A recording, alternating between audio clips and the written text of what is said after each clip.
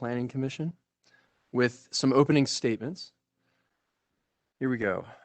All right, thank you all for attending this Planning Commission hearing. Before we begin, I'd like to state that in the interest of public and staff safety, the town of Monument is currently following the CDC and Governor Polis recommendations, and at this time, the Planning Commission hearings are a hybrid, with the planning commissioners attending with a limit of 10 people in the boardroom and public being remote using WebEx application. Last week, the planning department posted the plan for a WebEx meeting tonight, which included the public's ability to view each project in our Documents on Demand portal. Additionally, similar to the Board of Trustees meetings, the public may attend the meeting via registering with our WebEx software. Those instructions were also available on the town website and on the various social media outlets. The Planning Commission's role is to conduct public hearings and to make recommendations for the Board of Trustees about land use matters in the town of Monument. Agendas and packet materials for this meeting are available on the town's website. The Planning Commission bylaws are also on the website, and should anyone wish to become a planning commissioner or alternate, you may find an application on the town website as well. Each commissioner agrees to a non-partial, objective, and fair review. This includes no prejudgment of the projects. Should a commissioner wish to disqualify him or herself for any conflicts of personal or financial interest in the matter before us tonight, please say so now. And I'll raise my hand. I will be disqualifying myself, or at least recusing myself, on item 2, the Elite Cranes prelim final PD site plan. Besides myself, is there anyone else? All right, having seen none, we'll move on. For those who are attending tonight's public hearing via WebEx, please ensure that you, quote, raise your hand, end quote, in WebEx and speak directly to the commission so you can be heard. To ensure a timely and fair hearing, we ask that if multiple people have the same comment, only one person speak on that subject.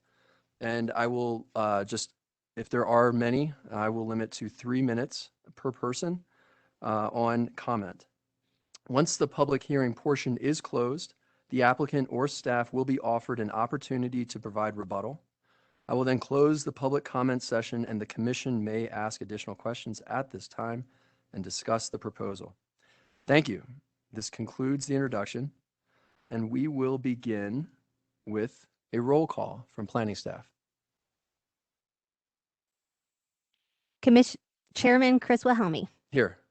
Vice Chairman Sean White. Here. Commissioner Bill Lewis. Here. Commissioner Martin Trujillo. Here. Commissioner Steve King. Here. Commissioner Danny Ors. And Commissioner Eric Light. Here. We have a quorum. Thank you, Debbie. Let's all please rise for the Pledge of Allegiance. Pledge allegiance to the flag of the United States of America. It stands one.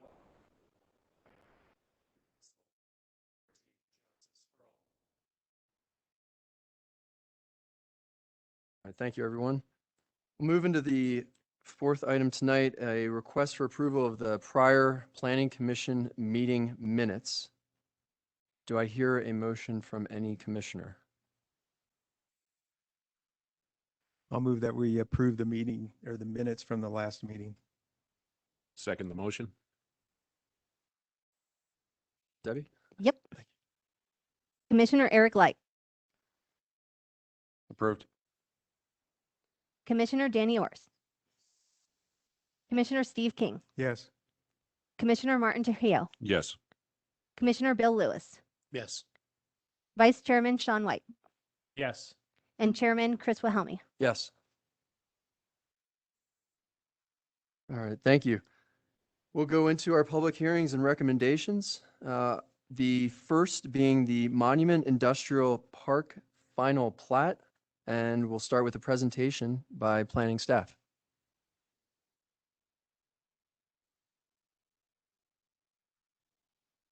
Again, it's the final plat for Monument Industrial Park. Monument Industrial Park is situated west of I-25, east of Old Denver Road, and north of Baptist Road. It is a permitted use within Regency Park, PID, and PCD zones. The total platted area is 13.394 acres in size. Lot 1 is 9.616 acres, which includes the warehousing and distribution center.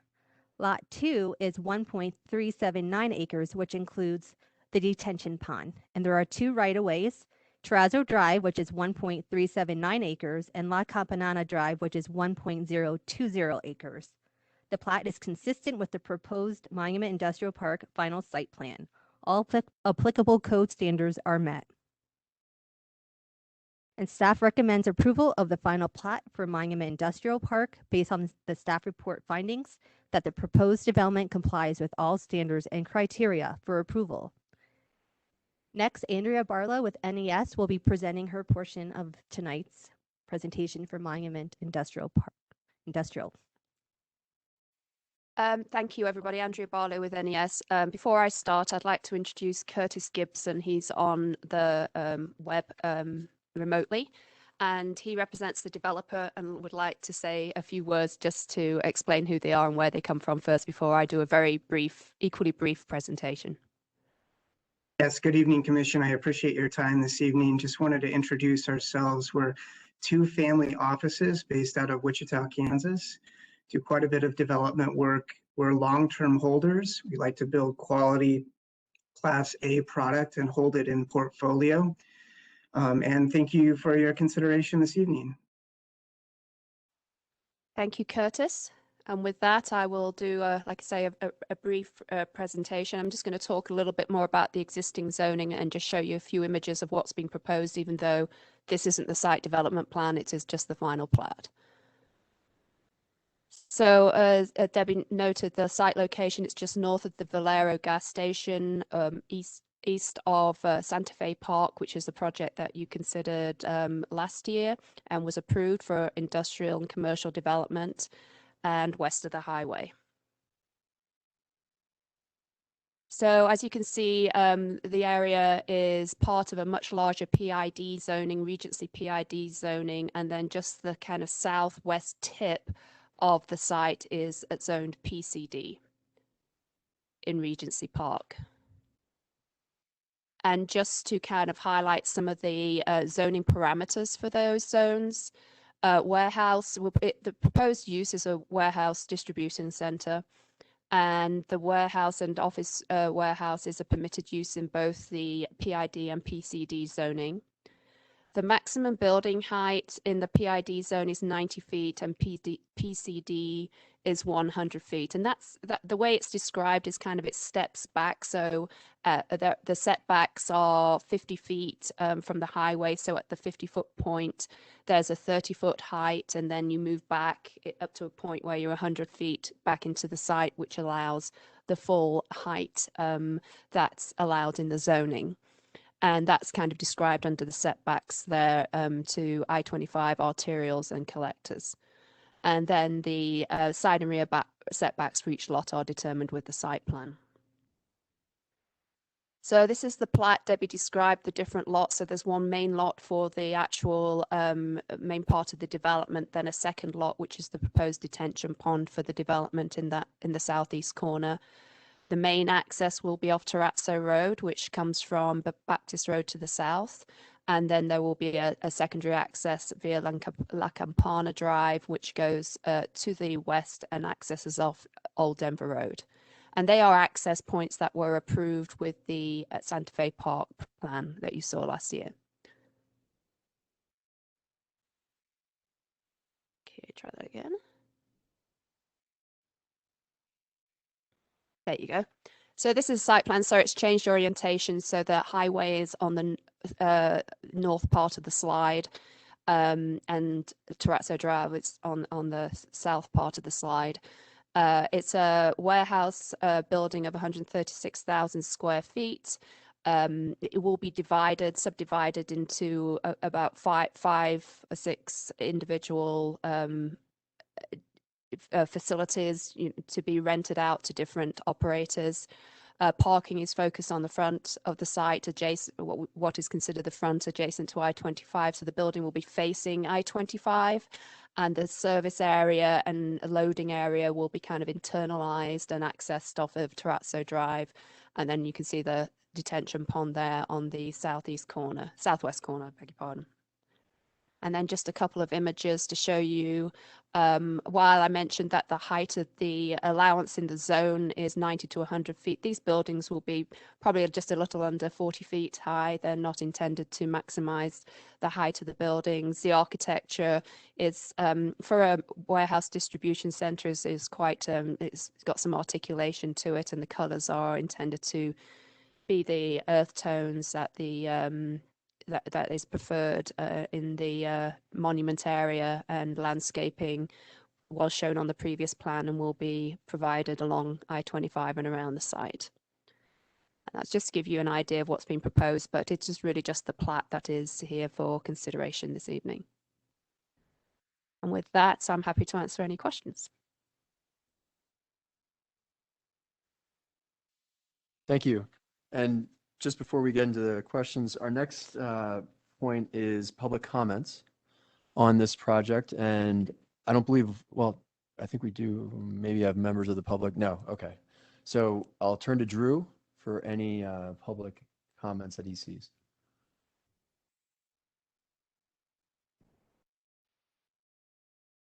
Mr.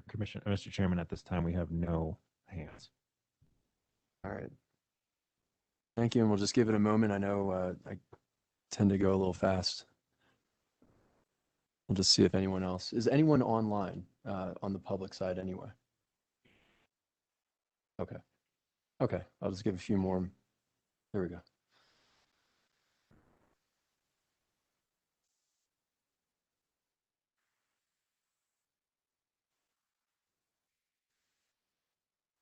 I raised my hand. All right. Mr. Mossman, if you can, just please state your name and address for the record. Yeah, John Mossman, 16916 Park Trail Drive. I'm specifically looking for the cranes estimate when we go to that one, but I just want to let you know that I'm online. All right. Thank you, Mr. Mossman. Anyone else raising their hand right now? Okay. All right. Thank you, Drew. With that, and seeing no others, we'll close the public comment and move on to commissioner questions and comments on this proposal. I'll open it up for the commissioners.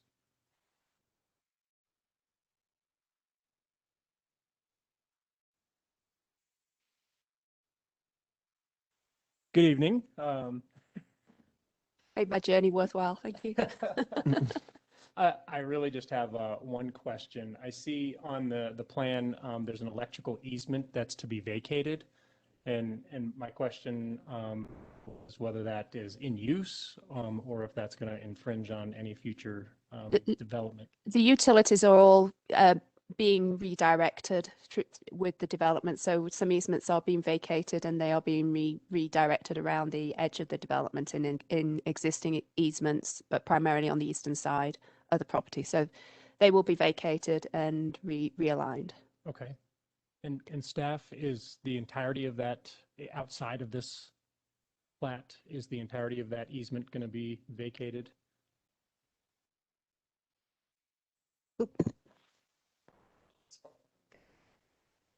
Andrea can answer that. I think that's it, because that then goes into the Santa Fe Park development, and the intent is to vacate the easement in its entirety, and new utilities and redirection of utilities will be incorporated through the development of that project as well. Okay, great. That's the only question I had, and I just want to say I thought the presentation was exceptional. I think the 3D renderings really help us get a good sense of what the vision is for this particular development, and it alleviates the need for a lot of questions. Yeah. So nicely done. Thanks.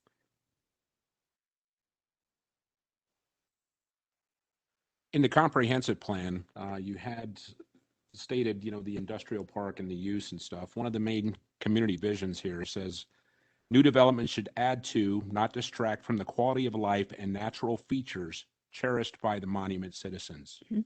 How are you going to provide that?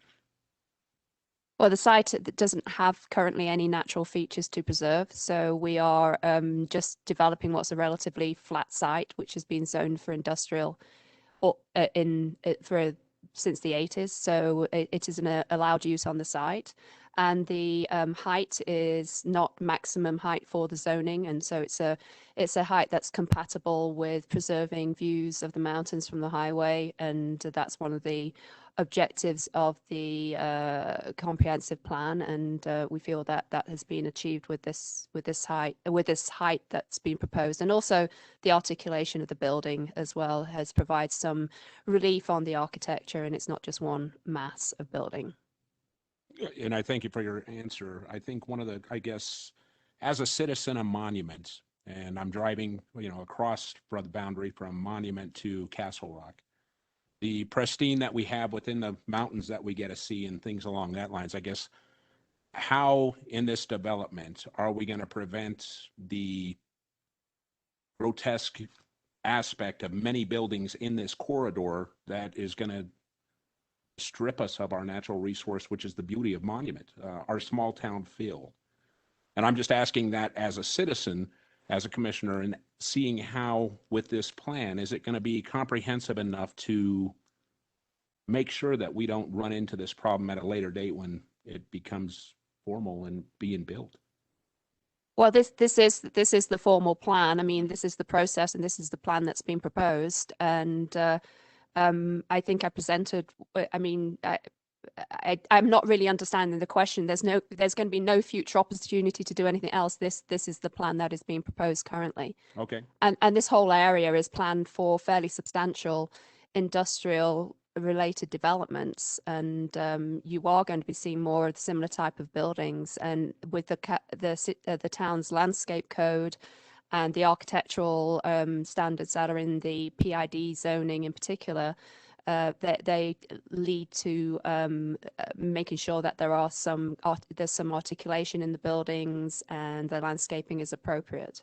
Certainly. And again, I appreciate the answer. I'm more so, I guess, asking the question from a citizen, because again, it's already planned, and I do understand and agree with that. I'm just asking how it's going to detract from the views that we have that are precious to the citizens of Monument.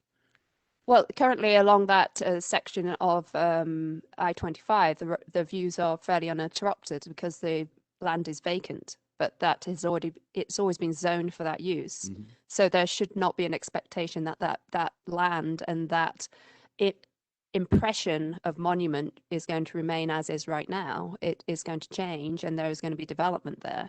So I think there needs to be an expectation of change, and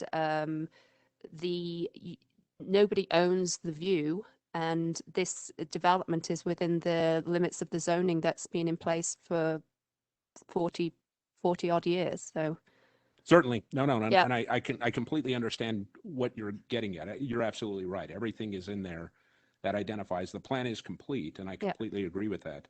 I'm just asking again from the citizen that's moving here for the pristine views and the not mass density.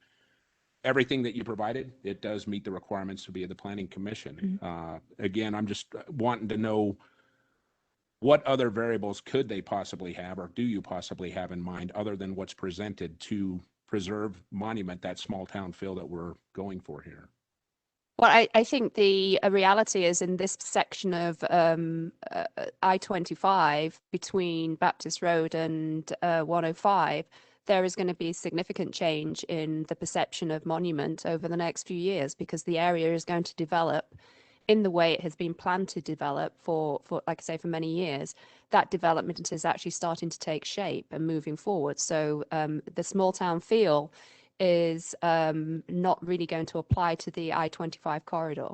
It is going to change its context. It is going to become more of an employment center in that location, because that is what the allowed zoning permits, and that is what the development that's moving forward based on the various projects we brought forward to you over the last couple of years.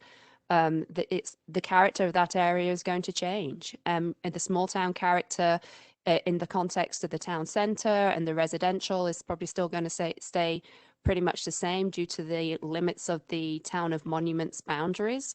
But in terms of the developable areas within the limits of the boundary, this is a substantial area that is already being planned for growth and for industrial development, and that's acknowledged in your comprehensive plan. It identifies it for those uses. Correct. No, and again, just with the question, all I'm looking for is, I understand the uses are already pre-planned for, you're talking several years, and I agree with you. How is it going to change our landscape for the residents here in Monument? It is going to change it. I think that But my, okay. sorry, excuse me, Mr. Chairman, we're reviewing the plat tonight, not the entire development of the corridor in the future, and not even this development. We're reviewing a lot configuration. And you can still go, with all due respect, wherever you want with that, Yeah. but I think that makes sense to consider that aspect of this request. Thank you, Larry. And again, I'm not trying to reiterate what you've planned or what is presented. Yeah, again, you've done a very thorough job in relation to presenting that document, as Mr. White had already identified. I just wanted to understand, you're right, the small town feel seems to be slipping away from Monument.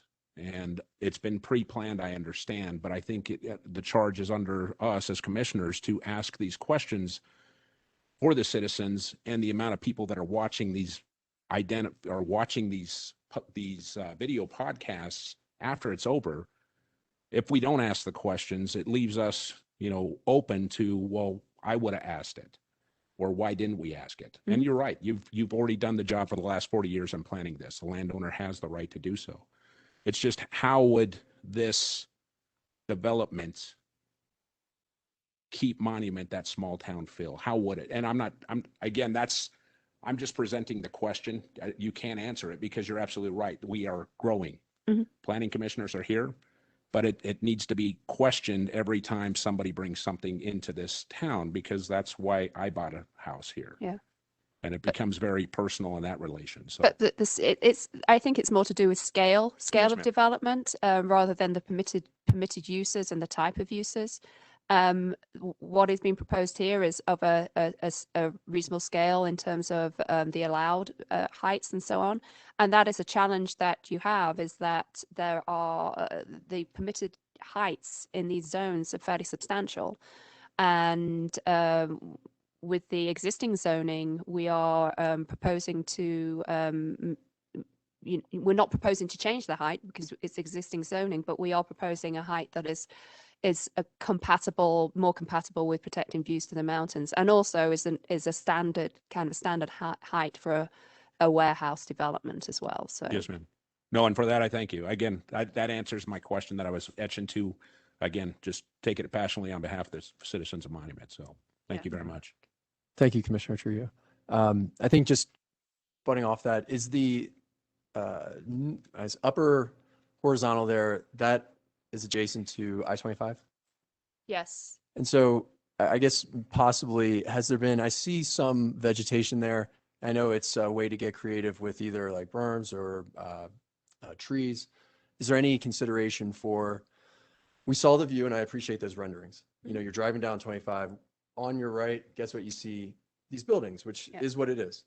How about that play that we have in between I-25 and those buildings? Any considerations for additional trees, shrubs, you name it?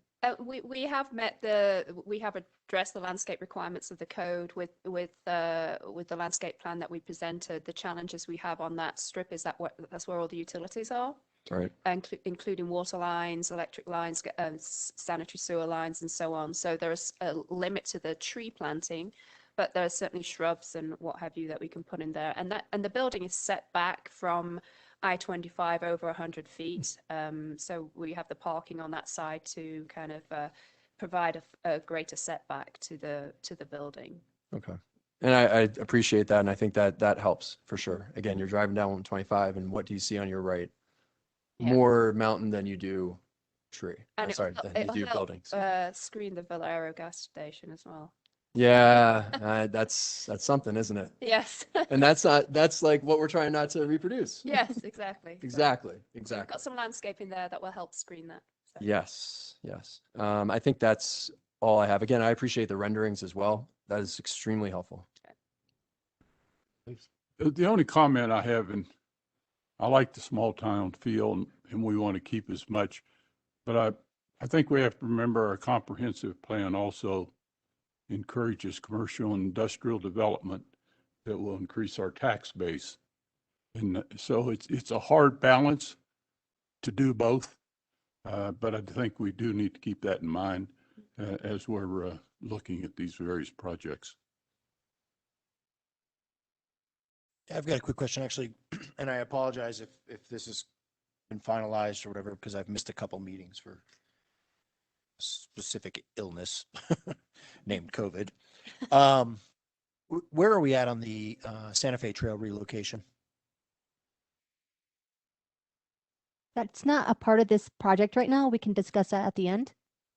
Okay. Yeah, Well, I'm just yeah. curious if these renderings or This is not near the Santa Fe Trail. This project is behind the Valero. would it be near the relocation that is being discussed No. The Santa Fe Trail is not near this area. currently? And it's still under review with the county. So we don't know what the relocation might be if the Santa Fe Trail does get relocated yet. Okay. Okay. I guess going back to Commissioner Trio's question, you know, I feel as many times as we've heard the citizens' concerns about the trail, we'd be amiss if we didn't ask that tonight. And with this project being rendered as bumped up against the highway, I just wonder into the record that we're asking, you know, how that would affect a possible relocation. And we're asking for, I guess, a current status of the project or deliberations. Thank you.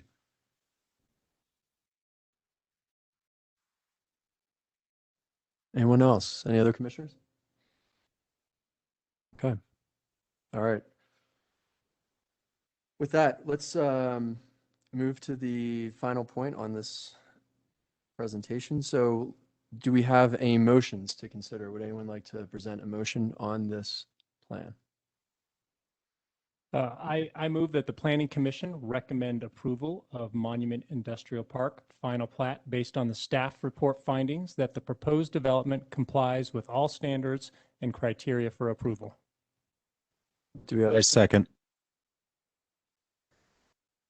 Debbie, please?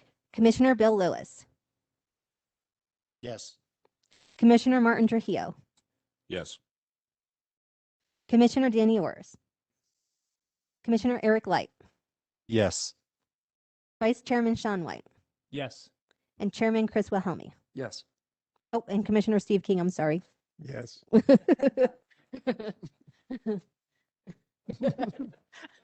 I didn't mean to skip you. I'm sorry. All right. We will move at it passes. Yes. Yep. All right. Thank you, Debbie. All right, let's move to the, and thank you for the presentation as well. Move to the second item on the agenda tonight, Elite Cranes prelim final PD site plan. And as I mentioned, I will be recusing myself. However, I will be just leading on the points of order here, but I will not be participating in the discussion or any voting. And with that, I'll turn it to staff.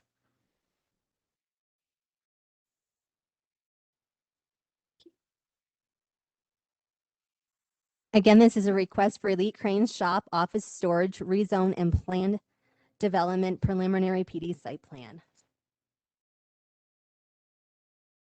The site is off of Cynthia's Avenue.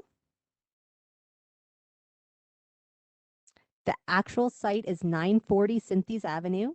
The development would access directly off of Cynthia's Avenues. It's 2 acres in size. It's north of the site is a vacant lot. South is the Electric Propulsion Lab. East is Denver and Rio Grande Western Railroad. And west is Mile High Overstock LLC.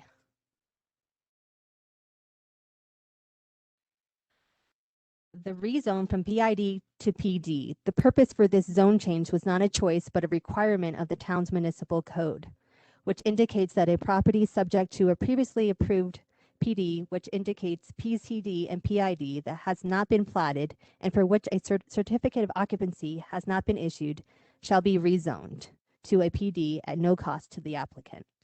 The site indicates 5,000 square foot shop office. The proposed site will include a fenced outdoor storage yard required parking, and landscaping. A chain link fence is proposed for security reasons. Mature trees will screen the shop to the east outside the fence. One wall light on the exterior of the proposed shop office and one light pole in the center of the yard. Water, sewer, electricity, and gas are in or adjacent to Cynthia's Avenue. And this is the site that's in question.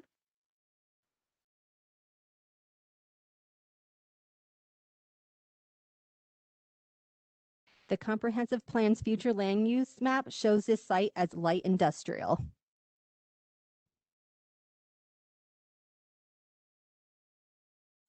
And Elite Cranes is a locally owned and operated custom crane rental business. They have been serving the Pikes Peak region for over 25 years, providing hydraulic truck cranes, all-terrain cranes, rough terrain cranes, and crawler cranes ranging from 30 to 300 tons for their clients.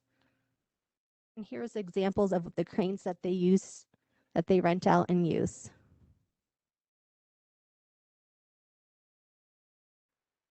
Typical business hours will be open 10 hours a day for 5 days a week, with a total of 18 trips per day. There'll be 4 to 6 employees and return around 2 to 5 p.m. Clients and customers generally do not visit the shop yard, as Elite Crane is not a retail business. And also, the cranes will not be up at all unless they have to do maintenance.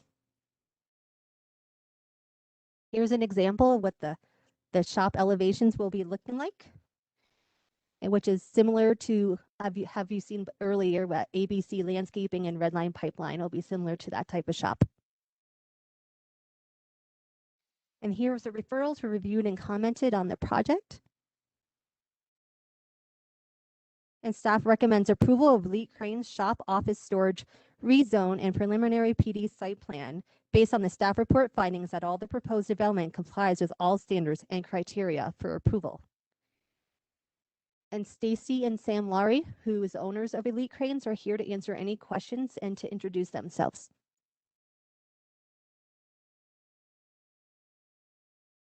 For the applicant, if there's any additional information you'd like to add, please do so. Otherwise, we can just move forward.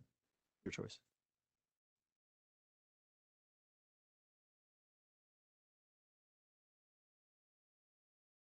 All right, and first we'll start with public comments. So I'll turn to Drew.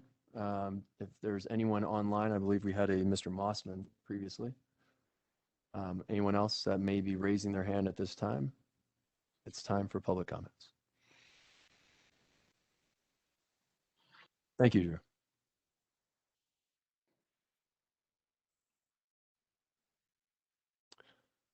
Mr. Mossman, if you can hear me, please, again, sorry, just state your name and address for the record and go ahead with your comment.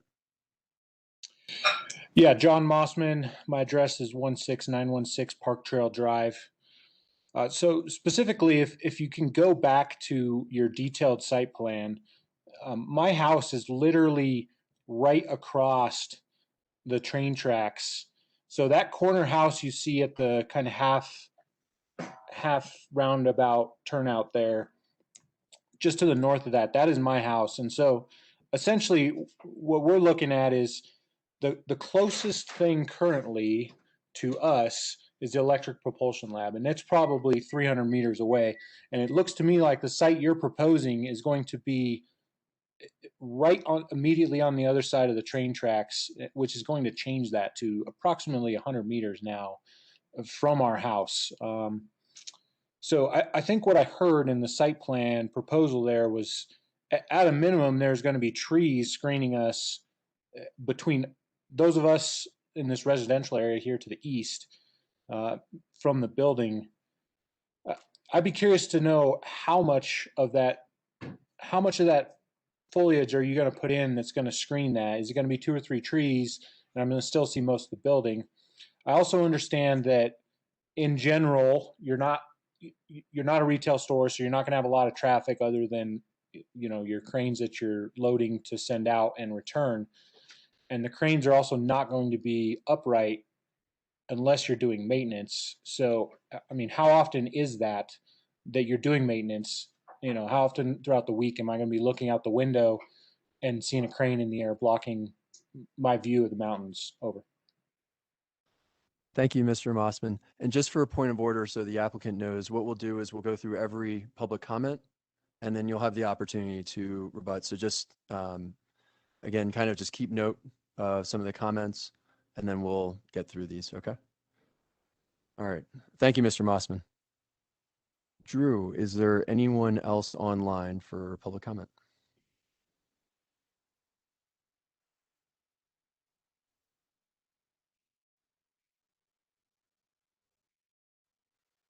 Mr. Bear, if you can, please just state your name and your address for the record, and please proceed with your comment.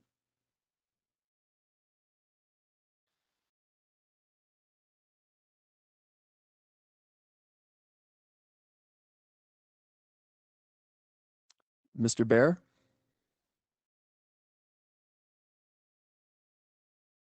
And from Drew's perspective, you still see him online? Okay. I will just give a few more moments to see if we can connect, or there's some other technical glitch.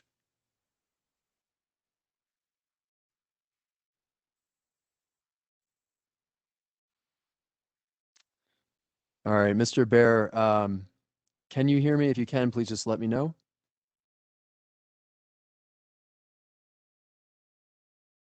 Okay.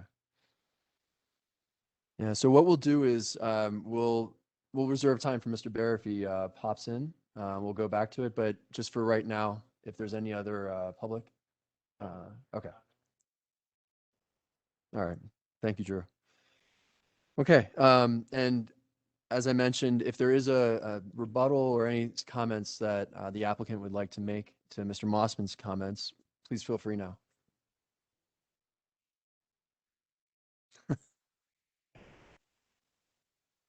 I can't remember the guy's name, Mr. Mossman. So as far as maintenance goes, we don't have the booms in the air very often to maintain. What we should say is, if you see a boom in the air, it's because we're unloading something from a truck that's going to be in our yard for a few days until the job site's ready, and then we'll load it back up. So if you see a boom in the air, that'll be occasionally. I would say, as far as maintenance on them, maybe once every 3 months, we might put a boom in the air for just a few hours, grease the boom, lube the boom, work on the cable, and then pull that down. We might go weeks without putting a boom in the air at all.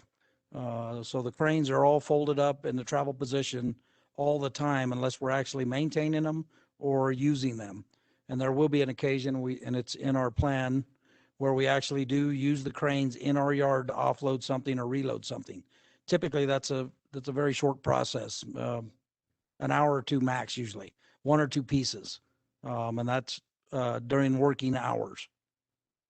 And I think that was the only. The trees. Oh, the trees. On the landscaping plan, the landscaper tells us, I want to say they're 20 to 25 feet apart for growth. And I want to say there's 10 to 15 of them along that side. And at the recommendation of the Planning Commission, we moved the chain link fence on the inside of those. So eventually all you'll see is the trees. So you won't see the fences there. We have a small gate to access to maintain the trees and water the trees. But other than that, it should be a pretty good screen wall of trees there once they grow. Or I shouldn't say once they grow. We're putting in as big of trees as we can that can be moved by a spade. So I'm being told those are 15 to 20 feet tall is what I'm being told. I've never done it, so I'm just guessing. So.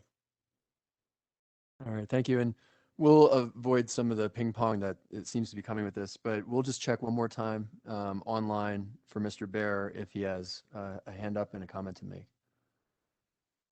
Are there any instructions we can give him, Drew, that might help on his end?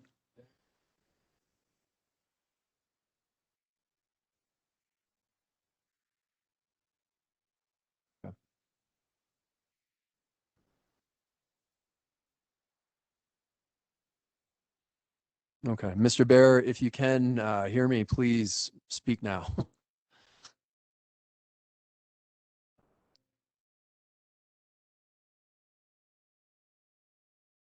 Okay, well, just again, from a point of order and not to lose any comments that we have from the public, I will still reserve time, but we will move, at least for now, to close the public comments. Can I ask one And additional question Oh, before we go on, or no? is that who's this? This is Okay, John is this Mossman. Mr. Mossman? So generally, just so you know, we take a comment or comments. It's not a back and forth. And again, I apologize for not making this as a clear point of order. But I guess just we're pretty good on time. And if there's any objection from the commissioners to at least hearing a little bit more from Mr. Mossman, I'm okay with that. All right. So again, Mr. Mossman, in this case, we'll let you just give some feedback. We'll try to reserve it to maybe 30 seconds or so, but after this, then we're going to move forward. Okay. No problem. Thank you. I'll be really quick. Because it's hard for me on my screen to read what you have displayed right now on the site plan, what kind of noise level can I expect from the trucks and cranes being loaded, unloaded? Understand all in your previous comments, no problem there, but are the trucks going to be generally on this side of the buildings and closer to us on the east, or are they going to be more towards the road on the west side? And that's my comment. Thank you. Okay. Thank you, Mr. Mossman. And again, I'll just turn back to the applicant for a response. So the cranes and trucks are going to be pretty right halfway into the middle there. So we enter off of Cynthies. We'll park all the cranes and the trucks in the middle of the yard there where the light poles are at and the concrete parking blocks.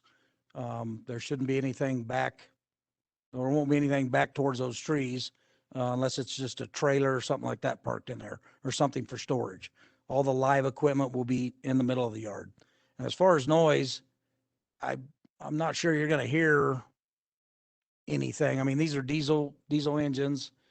They're definitely not going to be anywhere near the sound of that train that comes through there every hour or two, but you know, they're just regular semis. There's nothing, they're all legal and they have mufflers, so you're not going to hear anything out of the ordinary, I wouldn't think.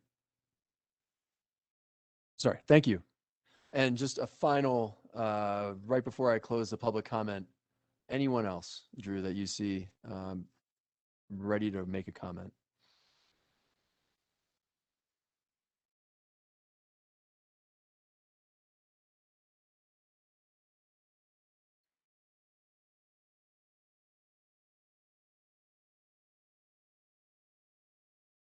Okay.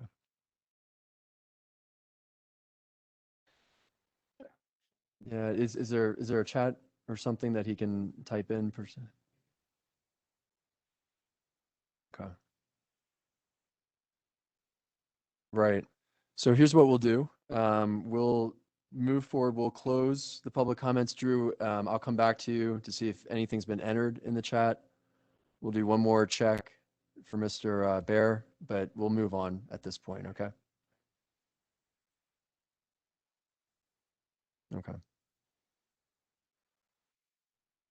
All right, so Mr. Bear, if you can, the chat function is on, so that means you can send us a message in type or text, and that would be one way to communicate as an alternative to raising your hand and speaking. So if you can, please use that function, and we're going to check back in a few minutes to see if that has been done. But for right now, I'm going to close the public comments, and I'm going to move forward with the questions and comments from the commissioners.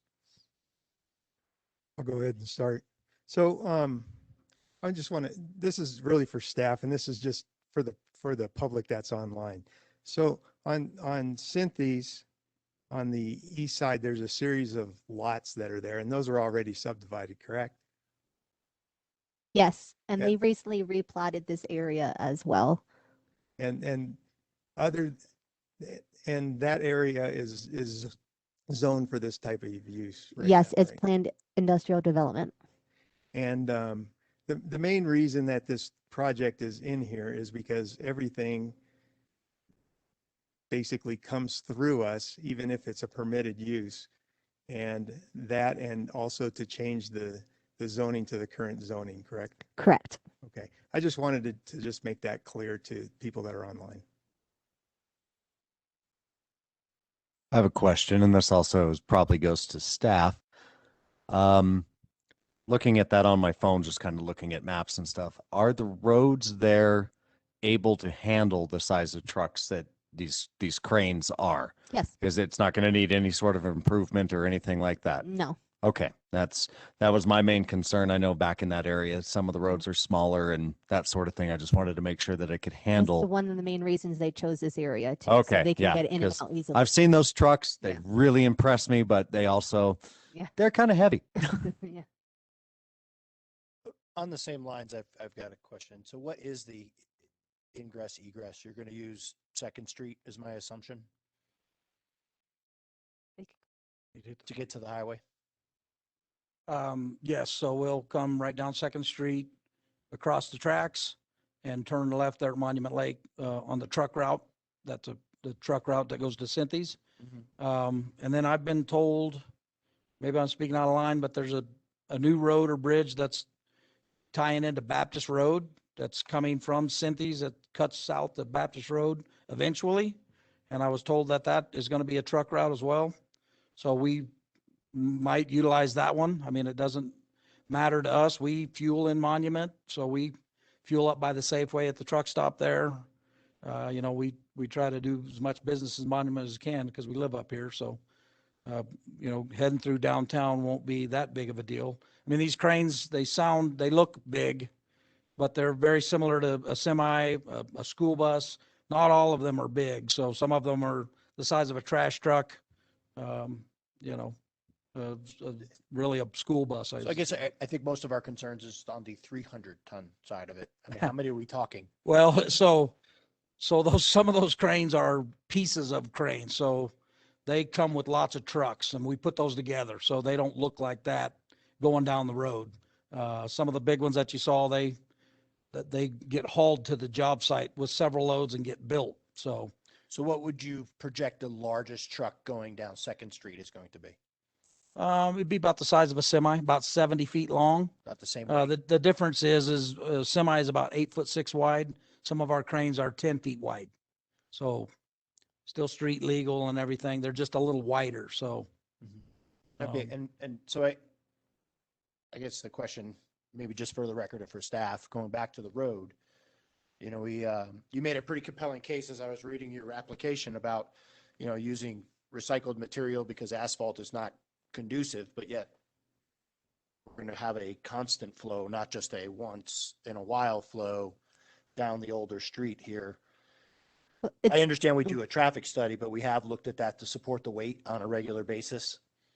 It's different when you drive on a road than when a crane is sitting on pavement for a Counterweight certain amount of on a time. separate truck. Right. So the crane doesn't weigh as much as it would when it's set up. I guess my question is related more towards a continuous flow of traffic and wear and tear on the road, not necessarily that it's going to bog it down in one shot. That's all. Just throwing that out as comment. Yeah, go right ahead, please, sir. So the gentleman's right. The cranes are heavy, but they don't travel heavy. So we're permitted by the state of Colorado and by the city and the state. We have to carry special permits, and some of those extra weights come on semis and get put on the job site. So we don't drive down the road with those. The ones that drive down the roads, if they're big, they're stripped down. And keep in mind that although they're heavy, they have more axles and more tire bearing than a semi. So although a semi can weigh 80,000 pounds, I might have a crane that weighs 100,000, but I have a lot more axles and a lot more tires on the ground. So I'm actually not putting as much pressure down. As far as the asphalt, the recycled asphalt and the concrete goes, the problem is if the crane is sitting, when they all park in the same spot, just like you go to McDonald's or somewhere and you see that little divot the tires make on a car, well, that can be bad in a big parking lot with cranes. Matter of fact, the building south of us, where all the semis come in for Cynthia's, where they turn around and get to the loading docks, their asphalt is trashed. I mean, it doesn't take but a year or two before the whole parking lot is trashed if you're turning circles with a semi and you let it park there for, you know, a day or two or three. So that asphalt it doesn't hold up under those kind of circumstances, right? So that's why we want to put the crushed concrete in. Okay, I mean, that's good. It's more than I've ever known about cranes. That's awesome.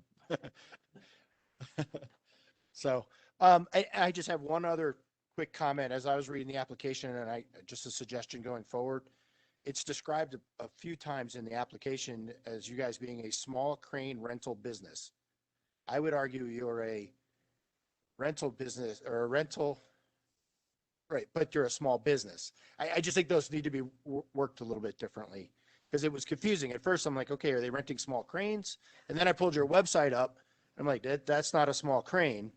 So, you're a small business that rents cranes. So just maybe jockey those words a little bit as you go forward. Yes.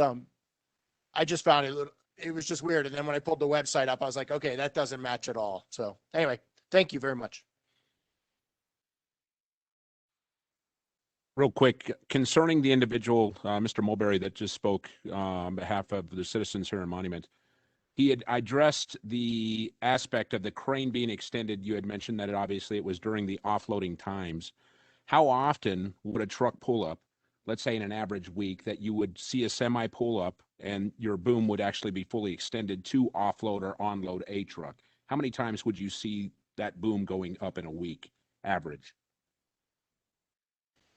That's tough, but let me give you a great example. So our yard is in Palmer Lake, just a couple of miles from here now. And this week, we've done that 3 times this week. We went 3 weeks without receiving a load at all. So all you see is, well, you don't really see it, I guess. You won't see it from the way the trees are, but all we do is drive in and out of the yard. Guys show up in their pickups, get in their cranes, start them up, leave. For the most part, we're not in our yard very much at all. Sometimes the cranes don't come back at all. They'll be gone for a week, 2, 3, a month or 2. And then sometimes they come back after we're done with the job. So it's hard for me to average that, but we can really go a few weeks without receiving anything. I guess the best way to say it, so these things that we're unloading are air conditioners and cooling equipment for the school districts mainly, and for cities. And usually those get changed out in the spring and summer. So we see a little bit of the influx of those coming in right now. So people can prep, mechanical guys can prep for that. And here at spring break, we'll load up 4 or 5 or 6 of them 3 or 4 times. And then you won't see us do it again for a month.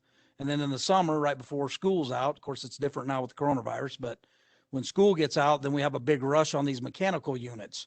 So it kind of comes in spurts like that. I mean, I'd love to give you an average. He might see it 2 or 3 times a week, and then he might not see it for a month. So is it based more so off of a seasonal aspect of it, like you were mentioning, in relation to the school I year? would say yes. Yes, I mean, we get stuff throughout the year, but the big influx is spring break and the first part of summer, because everybody's got to tackle those schools right when they shut down. We've got to get on those schools right away, because we only got till August, and then we can't be in those school lots anymore. Great, thank you. Yep.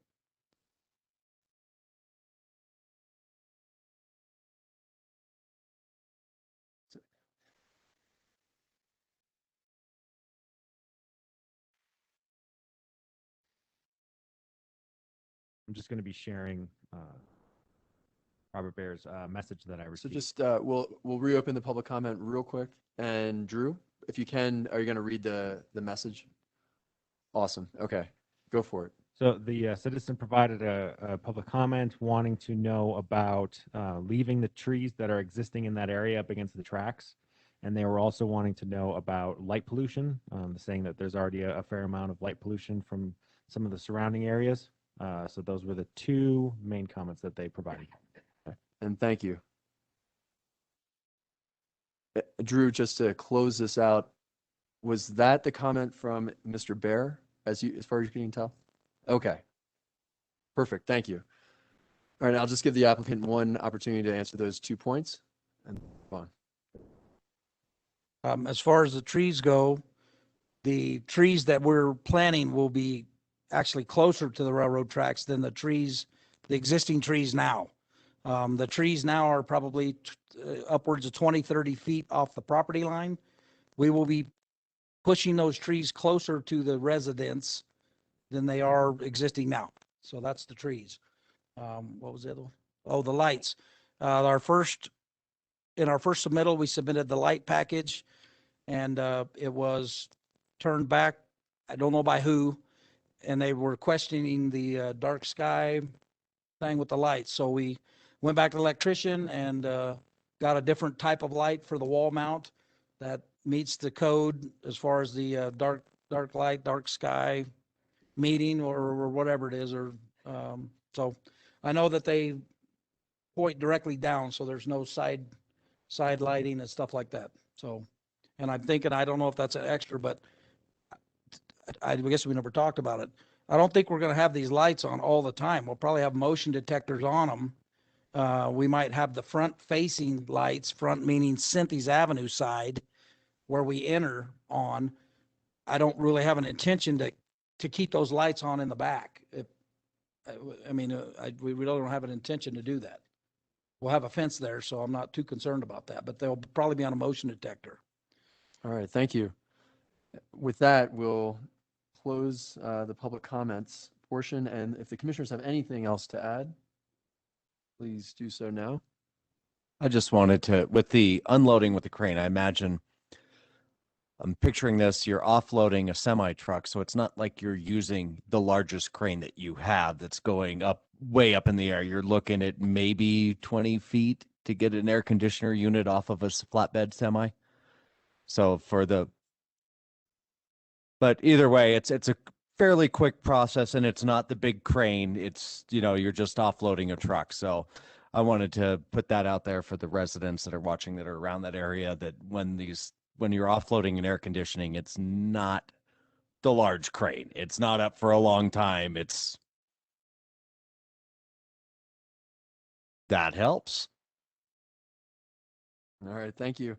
Any other commissioners? We're good? So any commissioner want to move on motion? I'll motion. I move the Planning Commission recommend approval of the Lee Crane Shop Office Storage Rezone and preliminary final PD site plan based on the state staff report finding that the proposed development complies with all standards and criteria for approval. I'll second it. Commissioner Martin Trujillo, Yes. Commissioner Bill Lewis, Yes. Commissioner Steve King, Yes. Commissioner Danny Orrs, Commissioner Eric Light, Yes. Vice Chairman Sean White, Yes. and Chairman Chris Wilhelmi. Abstain. Oh, that's right. I'm sorry, Chris. It was approved 6-0. All right, thank you, Debbie. Yes. All right, thank you, applicant. We're going to move into our third matter on public hearing, and that is the Village at Jackson Creek preliminary PD site. I will turn this to staff. On February 1st, the Board of Trustees voted to send the Village at Jackson Creek's proposal back to the Planning Commission.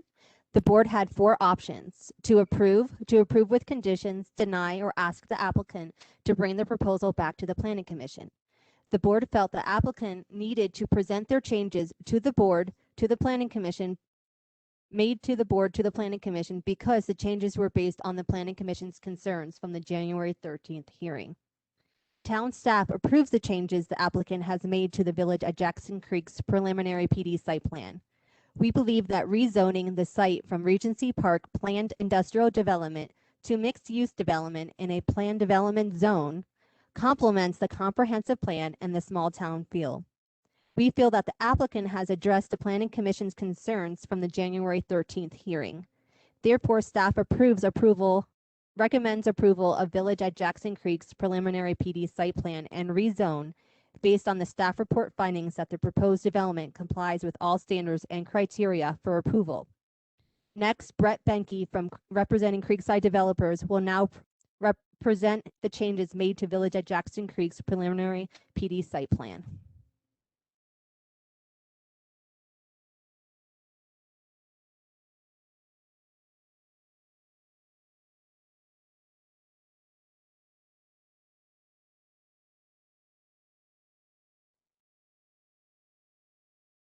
Good evening. Thank you, Debbie. As you stated, I'm Brett Benke with Creekside Developers. It's nice to see you all in person this time. So once again, here is a conceptual plan that we have rendered. And then our vision. So our vision is to create a mixed-use village destination that it is much more connected and walkable than developments that currently exist in Monument. There will be enhanced, well-lit and landscaped roadways and streetscapes that are walker and biker friendly. It will provide opportunities to live, work, and play all in the same neighborhood. There will be community gathering spaces with hopefully a library and a senior center, Class A multifamily and senior housing, restaurants, retailers, and employment. So the subject area is shown as mixed use and business campus on the future land use map in the 2017 comprehensive plan. The vision closely follows the definition of mixed use as stated on pages 42 and 43 of the comp plan. And similar to business campus, the vision includes bringing additional businesses, employers, and well-paying jobs to the town of Monument.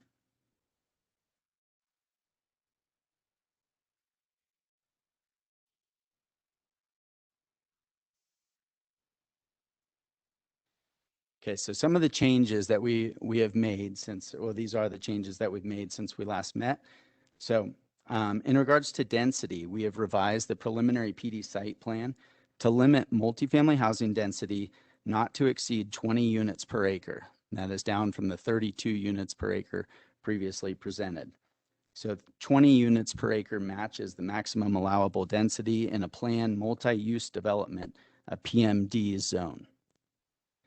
And then we've also inserted to limit overall multifamily residential use by mirroring the definition of a mixed-use development as defined again in the Town of Monument 2017 Comprehensive Plan, which states multifamily residential use shall be subordinate to non-residential uses. And then the current PID zoning allows for a maximum building height of 90 feet up to Jackson Creek Parkway.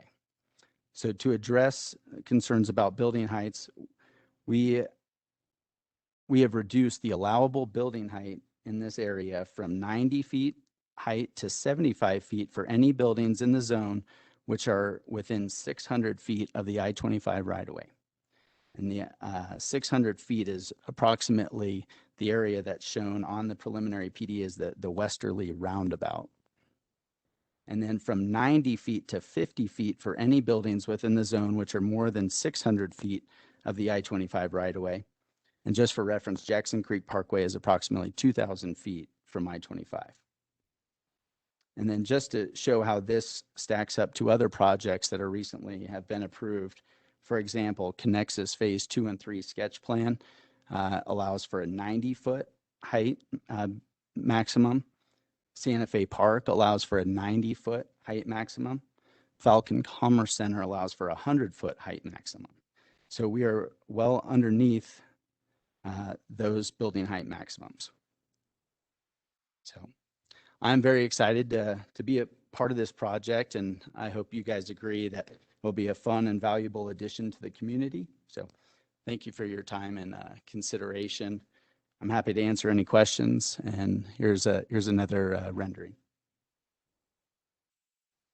All right, thank you, applicant. And we'll move into the public comments portion of this. And again, just to be clear for anyone online or ready to make a comment, please speak your piece, so to speak, and get out what you can. This isn't a exchange between the applicant and the public, but rather the public's opportunity to voice their concerns, all of their concerns, and hopefully those concerns can be summarized concisely with brevity.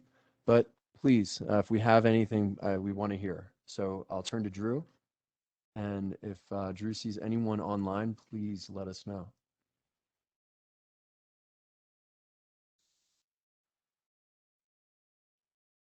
All right, now just follow that with, or do you see members of the public in attendance? Okay. Thank you. We'll give some moments for someone to collect their thoughts or raise their hand, and then we'll get to it.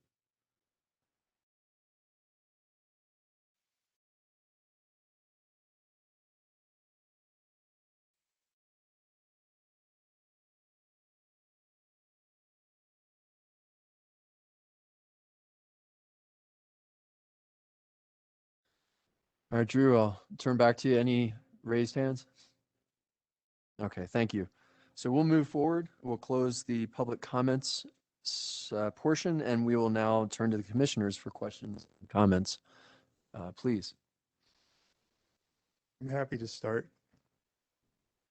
So on the site plan, it did leave 32 units per acre for senior living, correct? So that senior living would mostly be like what, 400 square foot little bedrooms and kitchenettes, something to that effect?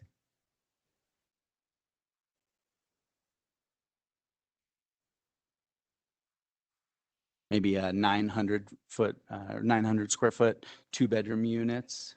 But for the most part, yeah, 400 to 900 square foot. And for example, like Jackson Creek Senior Living, I believe is 28 units per acre for reference. Okay. And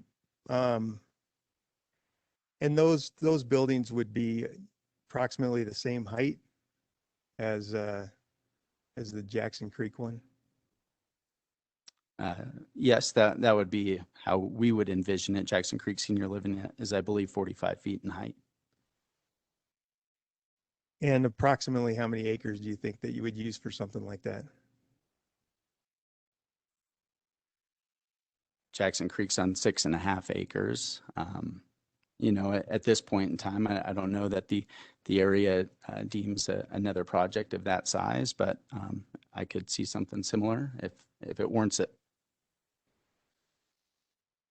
Okay, and then when you did your presentation to the Board of Trustees, in the packet that they had was this proposed use site plan that you had? Yeah. One of the uses. I just want to let you know, they received the last time go around, they received the same packet that you received the first time. They have not received the revised one yet. Okay, Yep. I didn't see this in our packet before, so.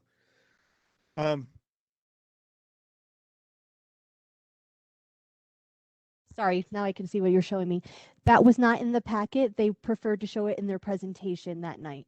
Okay, Mhm. that's fine. I just want to make reference to it.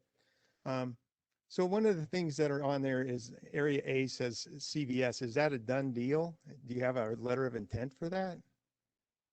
That's not. No, that was just a proposed use. So some type, just like a Similar generic. drugstore, yeah. Right. So you said multifamily would be subordinate to the mixed use concept of that. So I guess what I'm still concerned with these, like I always am, because I look at worst case scenarios, and I know you don't have an intention of building out 46 acres of apartments. I get it. Mm-hmm. But you don't have anything in the plan that says we're going to limit commercial area to this amount of square feet, or we're going to limit multifamily to this amount of units. So I just have to look at what the intentions are. And is this the intention of what you want to do there? I mean, again, if economies change, I know that things need to change. I'm more used to when we, not necessarily here, but the last planning commission I was on, when the plans would come in, that's what was going to get built there. And then any time that something happened and needed to be changed, it would come back and we would change it or not. But because I understand economies change, I'm trying to get a feel for how committed you are to this particular plan and with some variations. Okay. So the conceptual plans that I'm showing are our best guess and what we are envisioning.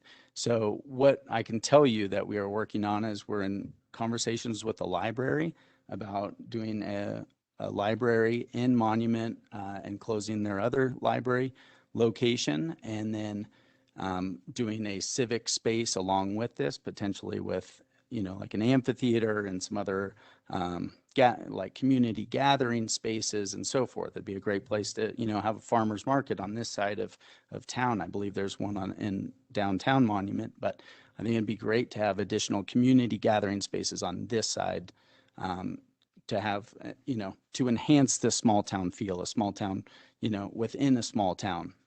And then we are well underway on a 252 unit apartment project, which is rendered there on the right side. That is, yeah, so 252 units on roughly 13.4 acres. It's under 19 units per acre. So that is what we were planning. We're in discussions with a small format grocer. We're in some other various discussions with some restaurant users, and that's about the extent of the plans at this time. This is a preliminary PD site plan, and we are looking for rezoning this project from industrial to a mixed-use development. And every final PD site plans are going to come before you for every project that comes you know down the line. So I think that, yeah, what we're showing you is, I mean, it could be a great feature, and I believe we all agree better than heavy industrial uses up to 90 feet. So. Okay, thank you. And then I have a question for staff. So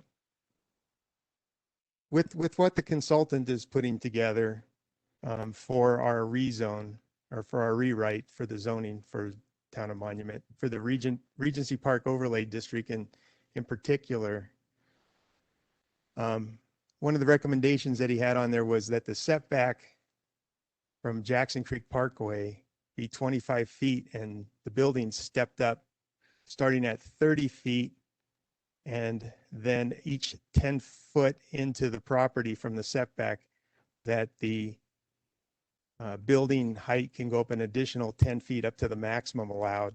And then from the interstate, 50 feet setback, and the same thing, 30 foot high, and then 10 foot for every 10 foot back in, it could go up another 10 feet. It is still under review. Those are not the final black and white, what we have decided yet. Yes, I understand that. My question is, I'm wondering where did that come from? Was that on discussions with staff, or was that just something he came up with?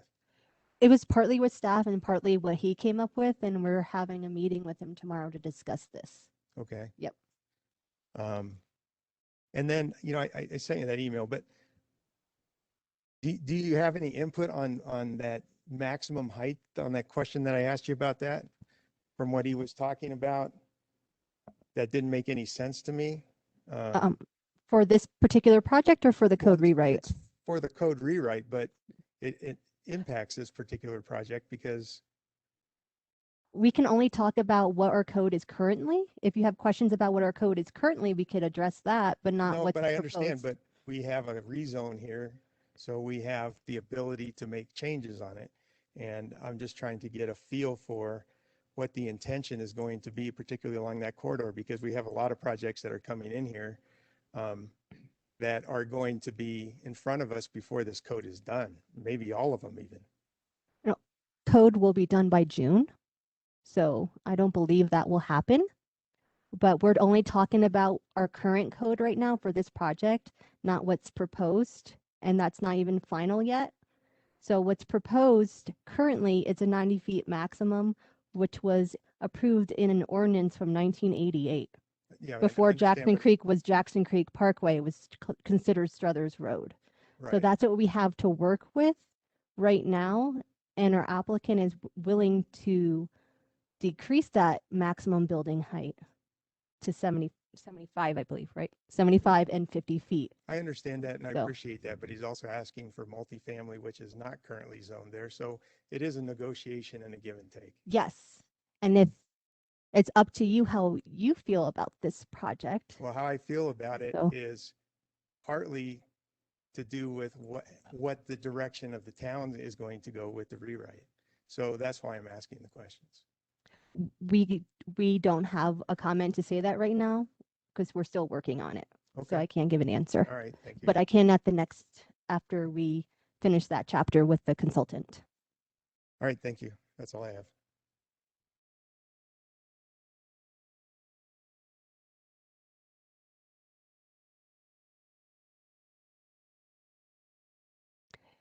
Oh, Yes, with the zoning map from 1988, there was a few amendments that were done to the 1988 ordinance for Regency Park. And Jackson Creek wasn't there at the time of that ordinance when it was approved for that building height. It was considered Struthers Road, I believe. what we now drive on as Jackson Creek Yes. was driven on as Struthers Road. Is that what I'm Yes, hearing it you was say? part of Struthers Road. I believe, Brett, do you have that with you where it states that? I do, and it's referenced, yeah, on this 1988 ordinance with a map that refers to it as proposed Regency Parkway.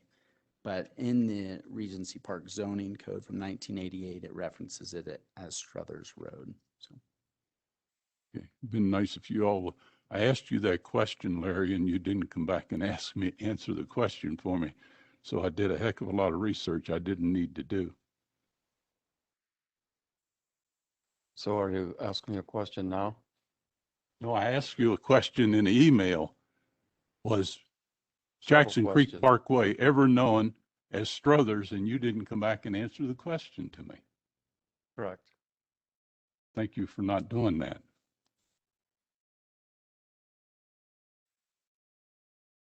The presentation that you have here, a couple of questions that I have. On page 51 of 64 in the individual monument comprehensive plan of 2017, small town feel, it identifies the attributes most often as open space and park, family friendly, historic downtown, and I want to focus on that primarily. Clean living, trails, community gathering, mountain views, uniqueness, locally owned businesses, another one I want to focus on, and walkability. Inside this schematic, it looks like we're trying to bring a village into my small town here in Monument that is taking away that historic downtown that we've had since the inception of Monument. But also now we're bringing in other businesses that take away that locally owned business aspect of Monument on the other side or east side of I-25.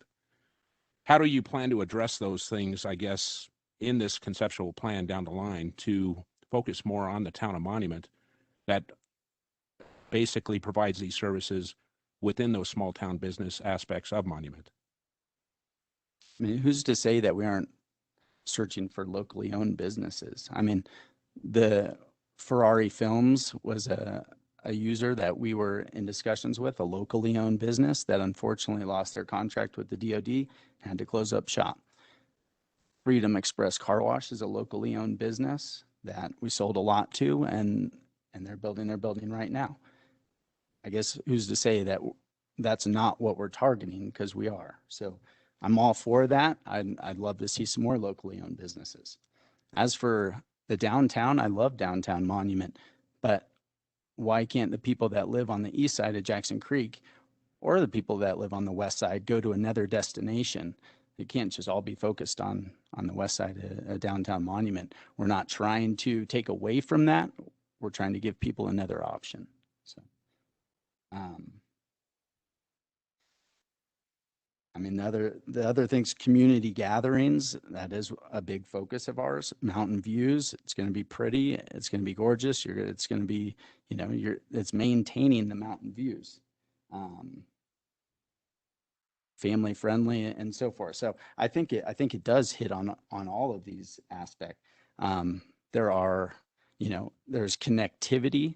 There's going to be sidewalks on all roads. There's bike lanes, which are not currently, like on a collector or a local road. Bike lanes are not required. We are adding bike lanes to add connectivity and to allow people another option so that they don't have to drive their car.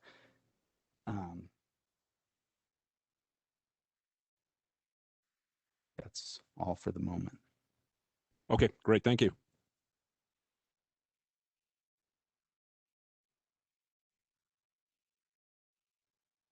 Yeah.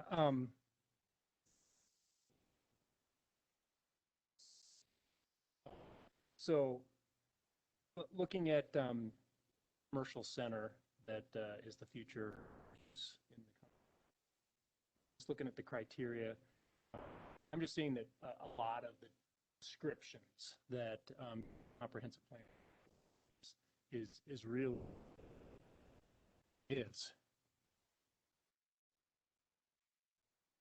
like this. Yep, can you hear me? A lot of those criteria really are satisfied by what I'm seeing in this development.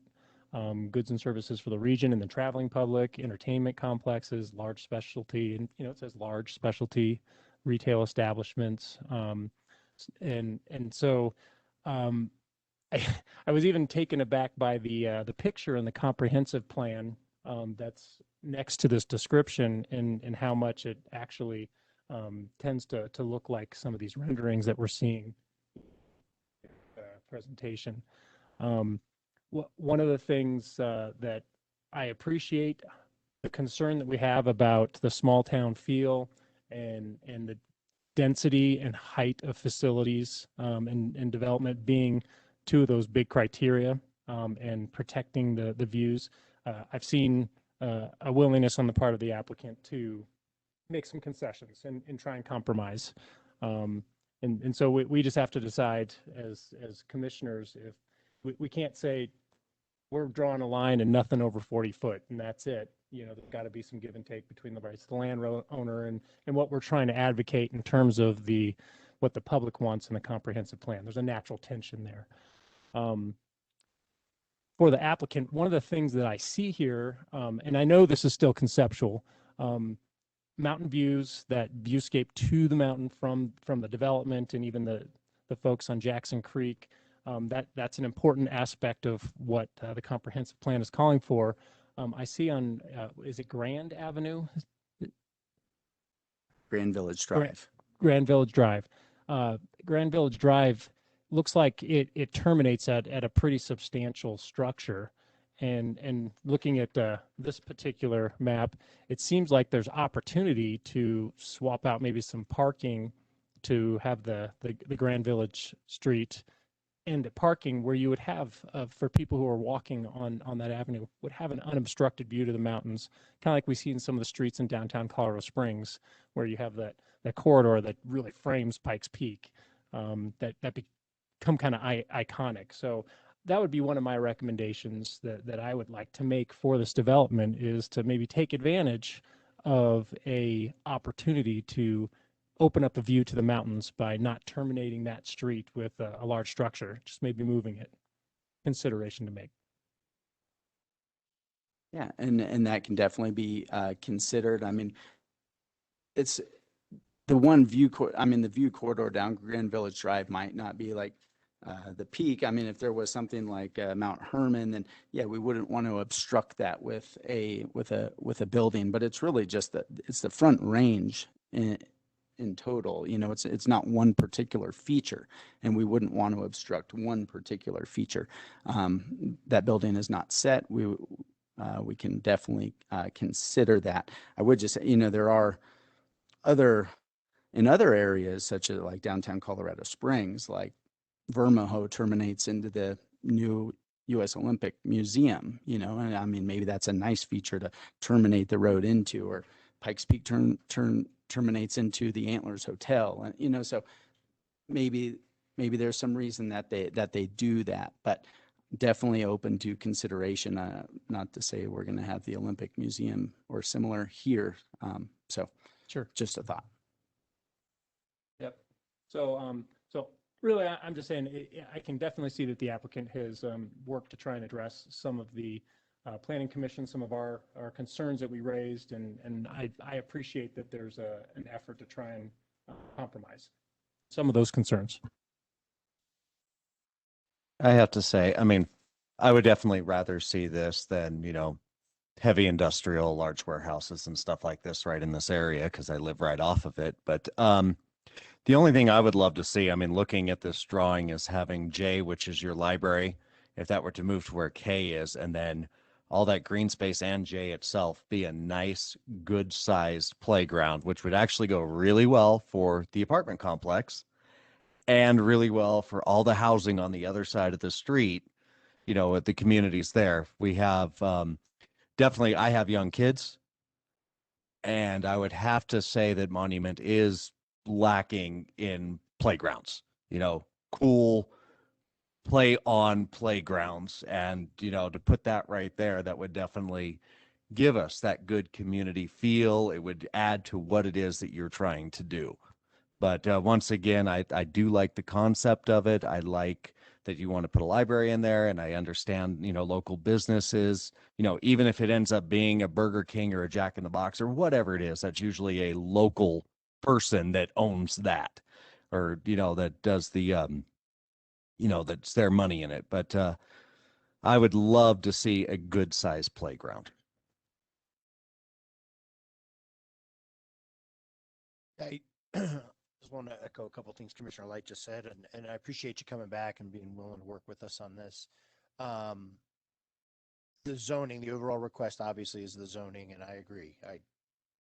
This is way more better than like what we looked at for the other side of the highway, that kind of construct. I would never want to see that development on the Jackson Creek side. So having something like this is a little more palatable.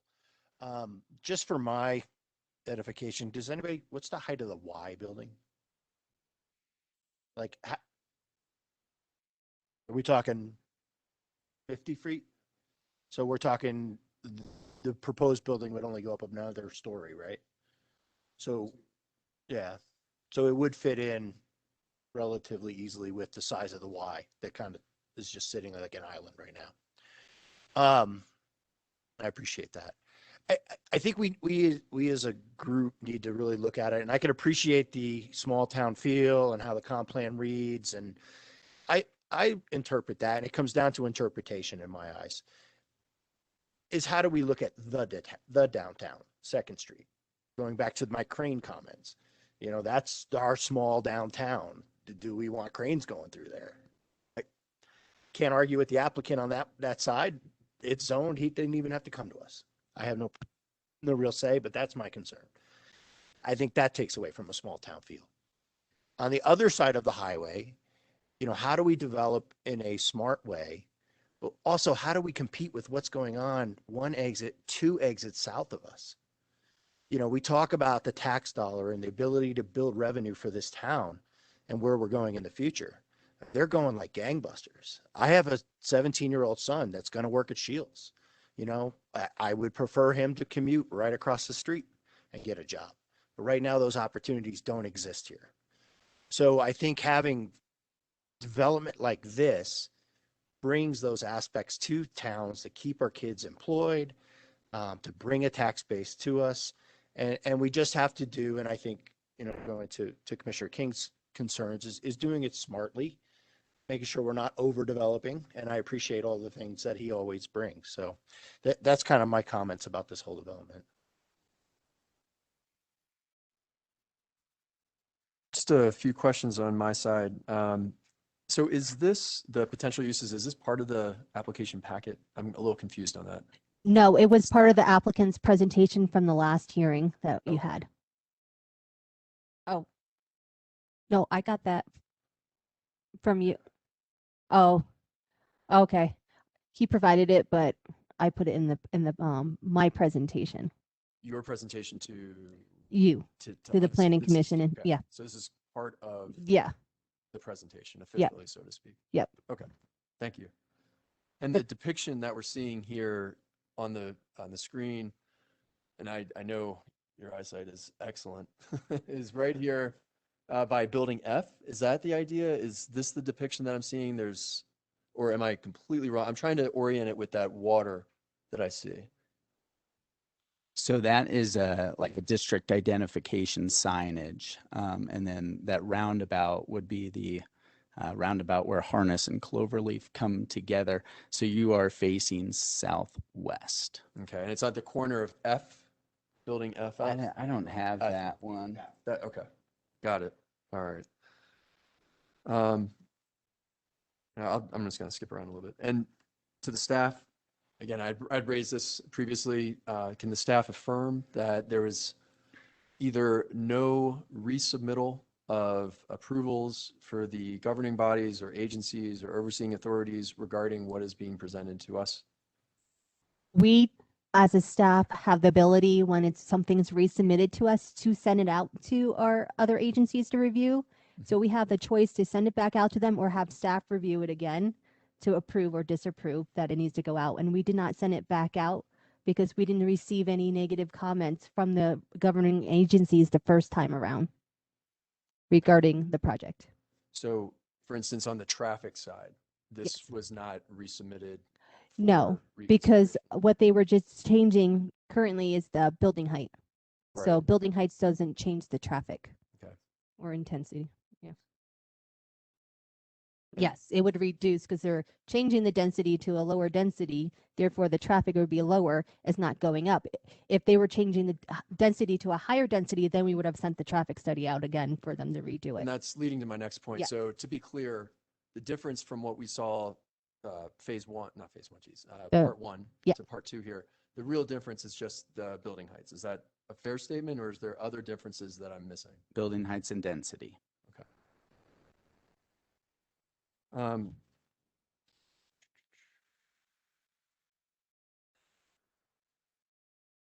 Is there anything that you have right now that is, I would say, for certain? I mean, there's talk about the library, maybe there's talk about, the CVS really isn't.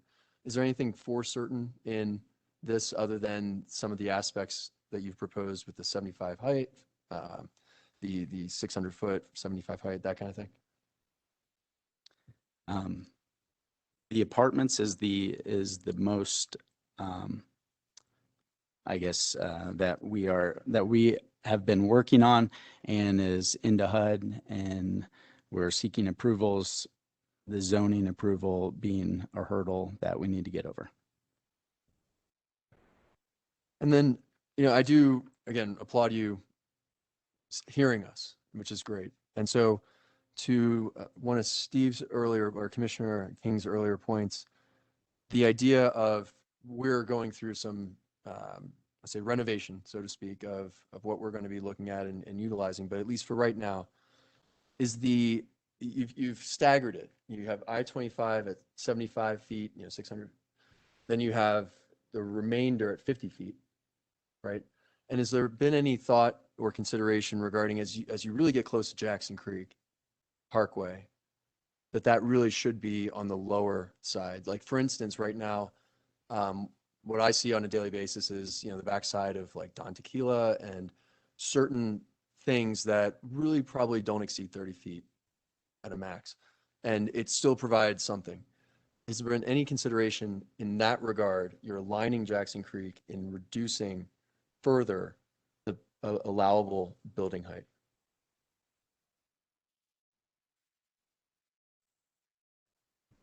That could be considered.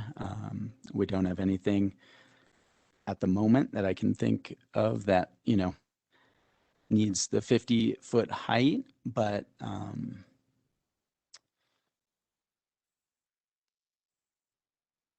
yeah,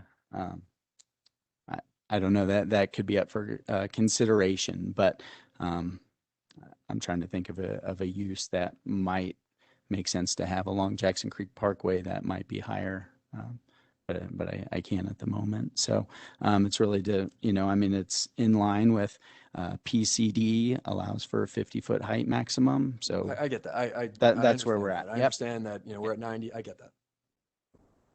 I just wanted to, voice that and voice also to the commissioners that we do have conditions as things to think about as well. It's not a absolute yea or nay, but the idea that in keeping conceivably some uniformity as well, that what is already there, and not that I love that retail space where Home Depot is and Walmart is, but that is what it is. That's what I moved into. But in terms of just the staggering and thinking along those lines, because I appreciate the compromise already, and I think that the Plan Commission is looking at compromise as well, and I think this is a good, productive discussion in that regard. So, with that, I'm just, one other thing. On the lighting aspect, obviously there's a lot going on. So I truly don't live that far from there. And what is the lighting going to be looking at like? Because you have residential, obviously you have safety concerns, but you also have retail and you have conceivably a lot of cars, a lot of parking.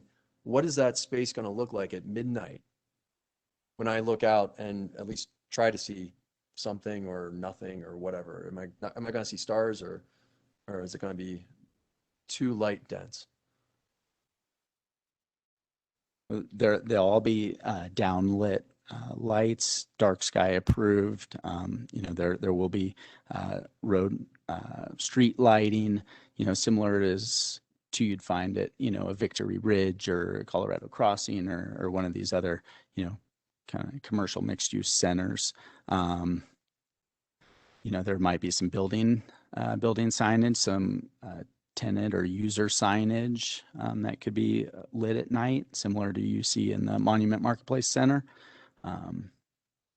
But it'll all be, town approved, dark sky approved lighting. So. All right, I'll yield my time, so to speak.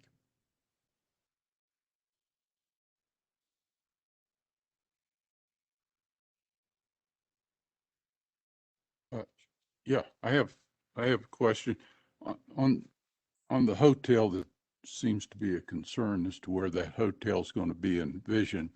How far is it from where we have currently all that electrical distribution system over there that's going to be almost directly behind the new car wash that's being built?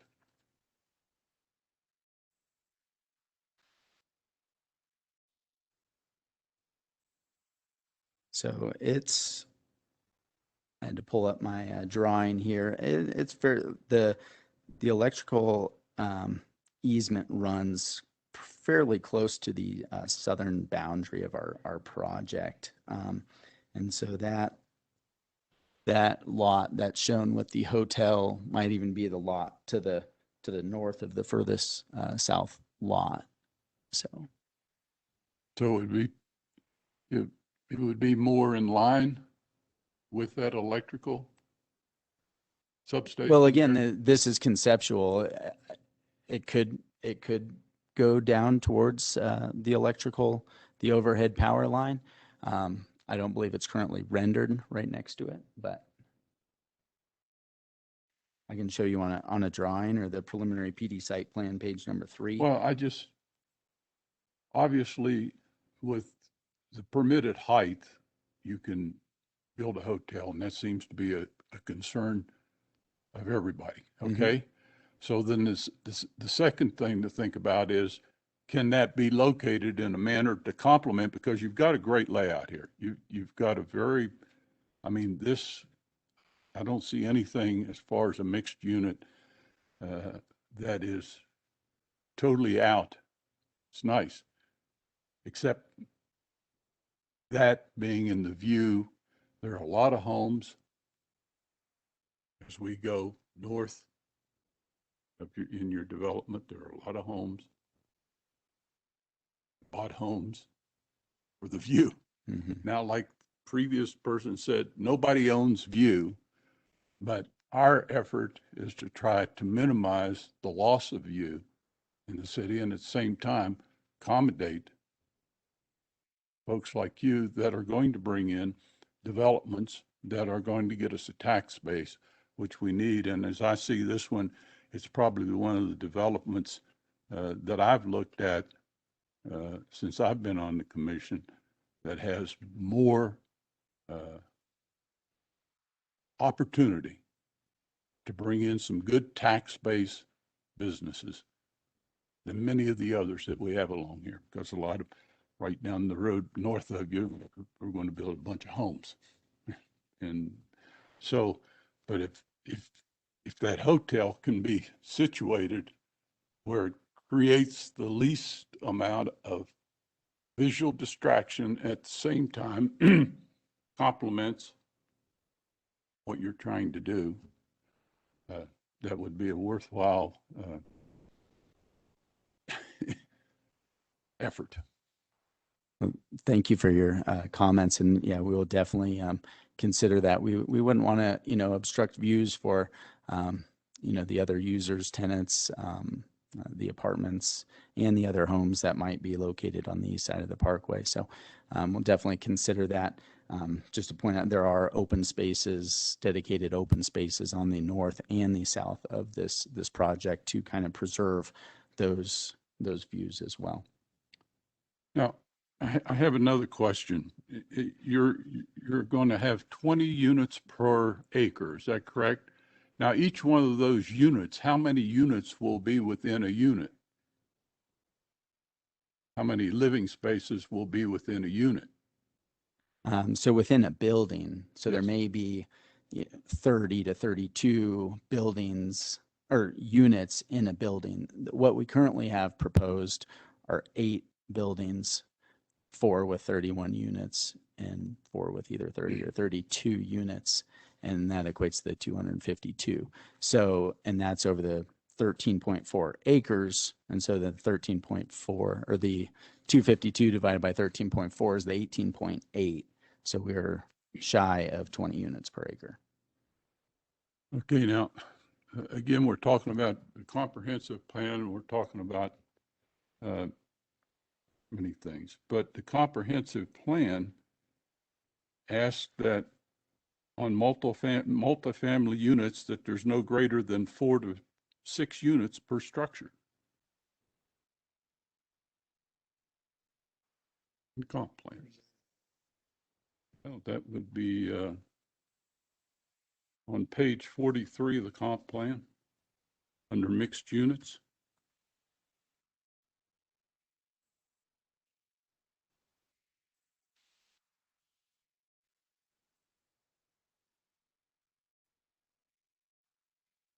Got 2 statements above commercial centers.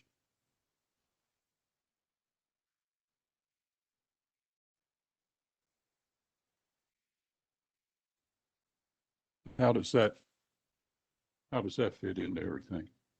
I really haven't seen many multifamily projects with 4 to 6 units in a building. I would say that would be potentially a townhouse development, but I've never seen an apartment project, really with that. So I'm not sure where the definition came in that they got that from, but that would not We have work for us. precedent for that anyway. We have apartments here. Right.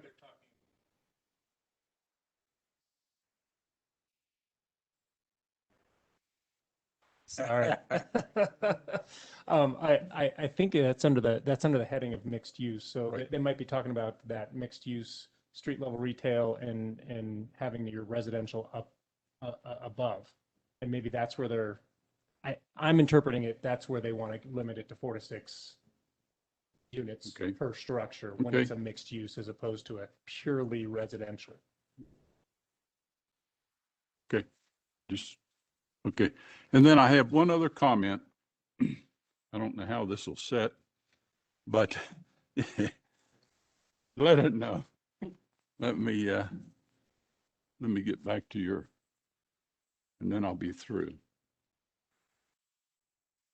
Under your permitted uses, there are 3 things that I'd like to see removed, and I'll tell you what they are. Number 6, 7, and 8, convenience stores, including retail sale of gasoline, automotive repair and service facilities, including retail sale of gasoline, and automotive sales and retail facilities. We've got more automotive facilities in this town right now. If I hear any kind of complaint, it's, are we going to get another automotive repair facility in our city? If I can interject, I looked at the numbers. Within a 5-mile radius, we have 12 convenience stores, 13 automotive repair and service facilities, and automotive sales and rental facilities in general within a 5 to 7 mile radius of where this is actually located. So the numbers, went and done the study on that across the board.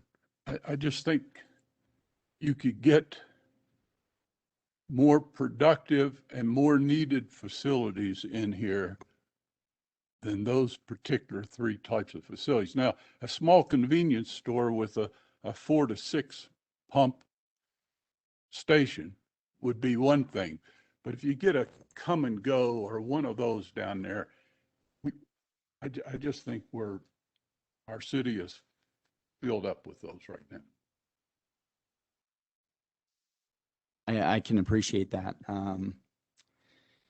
But I would say, prior to the car wash going in, we did not have a car wash. I think that is a good automotive use. Right.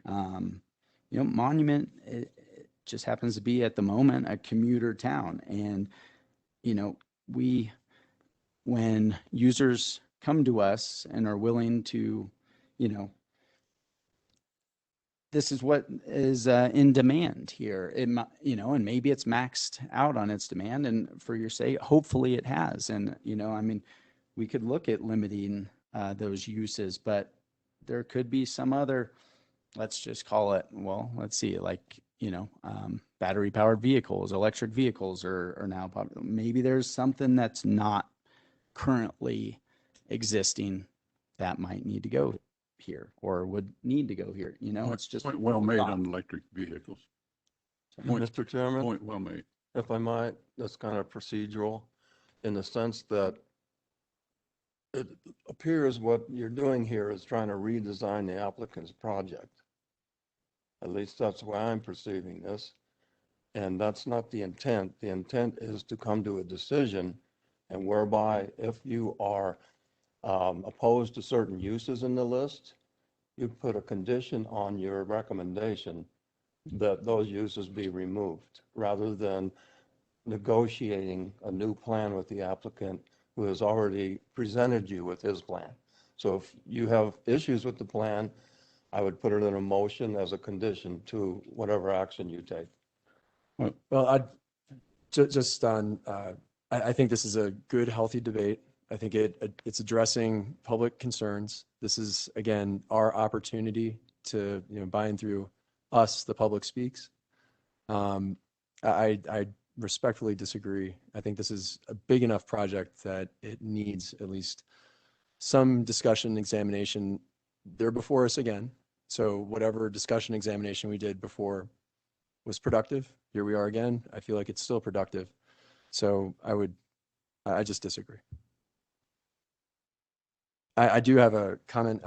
Is there a slide with the permitted uses that Mr. Hours brought up? Because I think I felt like we just kind of glanced over those a little bit.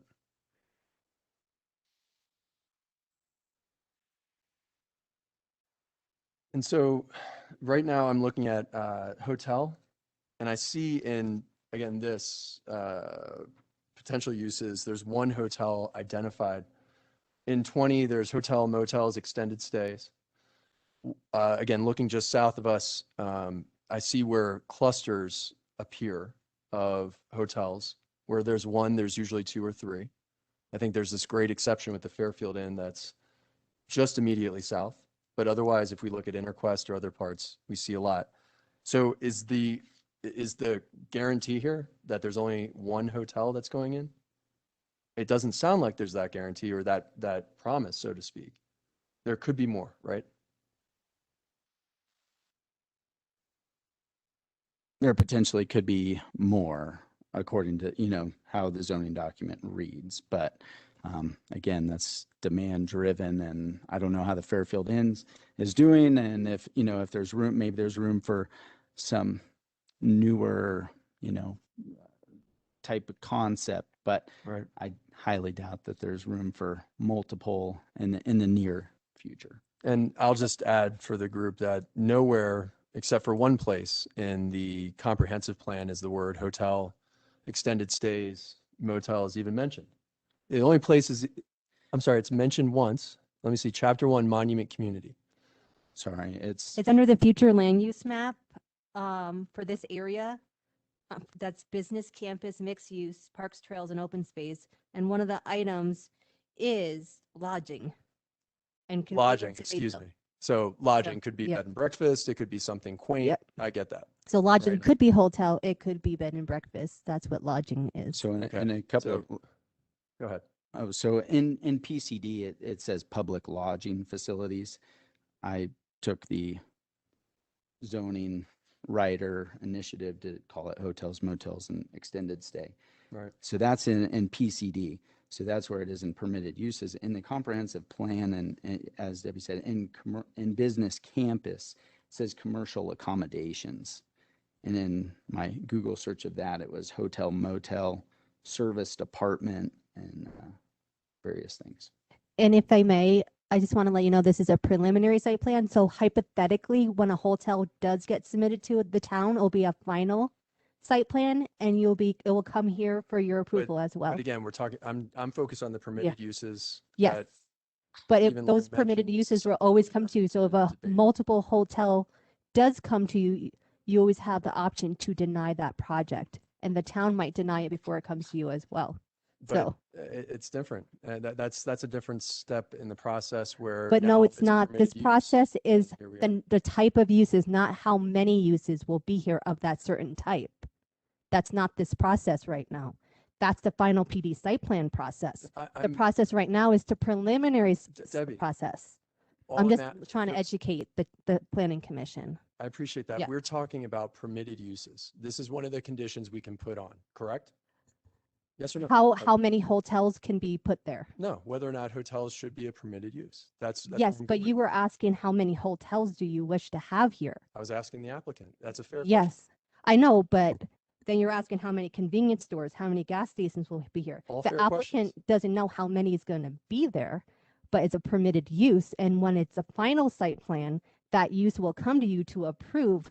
However, town staff has to approve it as well. If town staff doesn't believe there should be 4 hotels here, town staff might never get to the planning commission. But if it does, the planning commission and the board has the opportunity to deny the second or third or fourth hotel, What- or what I- even the first hotel. What I remember previously, it was probably a year and a half ago, putting on a condition in about the same area regarding gasoline stations, automobile, everything that Commissioner Hours mentioned.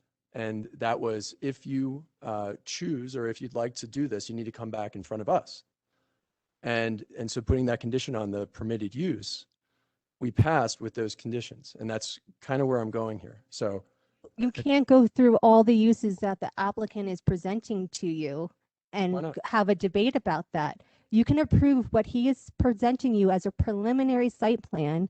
You can approve, deny it, approve with conditions. Right. That's what you can do now, but you can't compromise with the applicant right now on how many hotels, if a hotel is going to be there, if a convenience store. Those are the permitted uses allowed in our comprehensive plan and our ordinances. So you can't go back and forth right now and ask what exactly from his list that he provided on his preliminary site plan, what you want there. That's not how this works. This is a preliminary site plan. A final site plan will come to you if it gets that far to one of those uses. These are just the uses that are allowed in this area. thank you, Debbie. I am simply trying to understand the permitted uses. Okay? And so my parting comment would be, I'm concerned about 7, automotive repair and service facilities, 8, automotive sales and rental, as well as hotel, motels, extended stay, number 20. I will yield. So I guess the question I have, Debbie, so this is preliminary. So when we Yes. get a final, Yes. and we can then say, no hotel? Yep. When you get a final site plan, it comes to the planning commission. No, because it's a permitted use. Here, It's approved. That's a, let me help. Yeah. Hopefully I will. Please. You are approving a list of uses with a preliminary site plan, which gives you an idea how they're going to be distributed on the site. The hotel may move 50 feet to the right. That's not a violation of the preliminary plan. But if a hotel is allowed as a use, then you can't turn it down when a final site plan comes in What we're saying. Bingo. for that use. So, and thank you for Now, clarifying that, Larry. you can look Because at that it, was make not sure it clear meets the before. height parameters, the design parameters. that variety of things that surround it, landscaping, I- parking. The soft stuff. But I if mean, it's- we get the soft stuff like later on, but this is the time to really consider the permitted uses. And I think my questions were fair, but thank you for clarifying that. I appreciate that. And I would just use some caution to the point about EVs. We want to make sure that we don't overly constrain, because, yeah, agreed. Auto parts stores, we got plenty. But do we have vehicle repair? No. So we want to make sure that if there's a market, and that we don't unintentionally limit something that the town actually needs. We got to be cautious. I would just say that the existing businesses probably would morph into servicing such electric vehicles or hybrid vehicles, et cetera. But I understand your point, Sean. I think mainly for me is we're kind of trying to decide what do we want sitting on that side of Jackson Creek. Right now it's zoned industrial, which might be quite some time before something industrial gets there. But when it does, do we really want that there? We can put more homes there. We can do it just residential, but we have plenty of homes and we have more homes coming in and stuff. So I like the idea of creating, having something that's going to be a mixed use, that's going to have businesses there. Like I said, I love the library. If we can get a park, that's great. I think it's much better than either leaving it vacant and not getting any tax base off of it, putting something industrial there that we all don't want sitting next to our neighborhood, and not another neighborhood, because we have plenty in the area. As for the uses with, gas stations and car repair and tire shops and stuff, I really could not possibly see someone, after they did the research, opening one up, because there's just not the client base for it at this time. I mean, it would be better to just make the ones that we have bigger than to build more of them. And I imagine, this is capitalism. You're going to, once you get this approval, you're going to start selling. And I'm sure you have someone that does your selling, and and what our concerns are. Yes, economies change, and they might put anything that they can put in there just to make a buck. But for the most part, what the town is looking for. I can see what your dream is, and I'm pretty much sure that you don't want to have your dream changed unless it has to. So I like the project personally. And I understand all of the concerns that we have up here, but it just basically comes down to, what do you want there? Do you want more houses? I don't.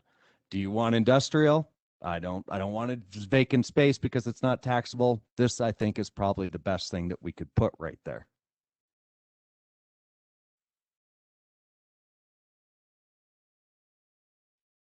I think I could put together a motion. I have stuff here now that mostly has to do with setbacks and things like that, but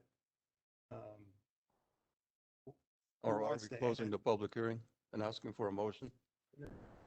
Okay. but I'd kind of like to know where everybody else is going to go with this. I think mine is, I'm not opposed per se. It's just some of the conditions that I think our entity, our body should utilize conditions more and think about them as we have concerns, those conditions get translated to the board, those conditions get translated to. So I think they're important, and that's where I'm at.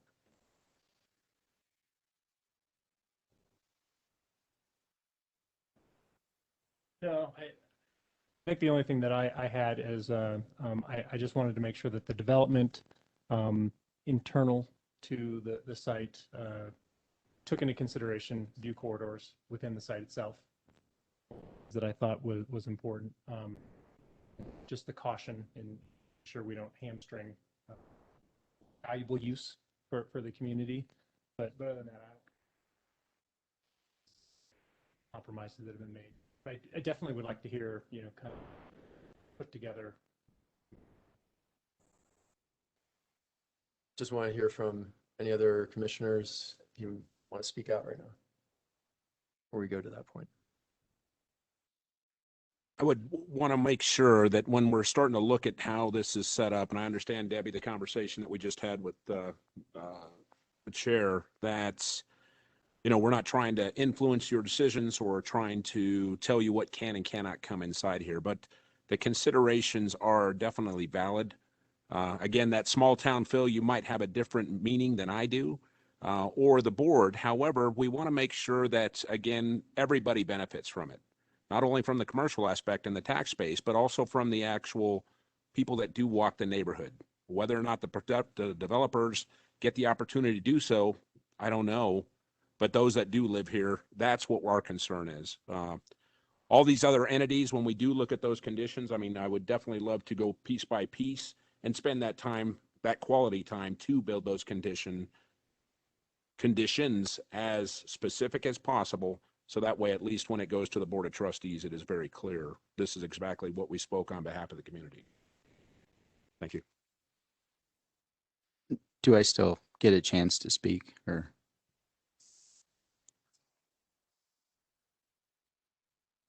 I just think, you know, looking at the proposed usage, again, it's what's recommended for the zoning that's being proposed. But I also would caution that, you know, we need to not look at the as is, but the to be. I'm sorry to interrupt. Are you guys in your discussion period right now? We're currently in the commissioner questions and comments. Okay, because it sounds like you're having a discussion amongst yourself and not with the applicant, then you need to close the hearing. So I'll give how about this? Yeah. I'll hold. Okay. Give the applicant one final thought, and then we'll close on the applicant. No, thank you, and appreciate all your guys' comments, especially the positive ones. And I can appreciate the other ones, you know, relating to you know, gas stations, automotive repair, and so forth. As I believe Mr. Lewis stated, you know, we just have to kind of keep our eyes open as to, you know, something that could come down the road that might not be, you know, exactly, you know, Les Schwab or something different. But I will say, you know, now do I think another gas station is warranted along Jackson Creek Parkway? Probably not. But I do think the Murphy Oil is very well used and a great like gas station for, you know, people in and out, coming out of the area. So it's always very busy and so forth. And so, you know, potentially, I can't say what could or couldn't go here, but if there was some high-end automotive use or something, if we, you know, we have the demographics for that here, that could be a possible use. So I'd just like to keep the options open, please. All right, and well, thank you. If the applicant and Commissioner Lewis, sorry to cut you off in the middle. Yeah, do you have to open up some other? We'll reopen the commissioner comments, so to speak. I'm sorry if I'm off procedure. I know it happened.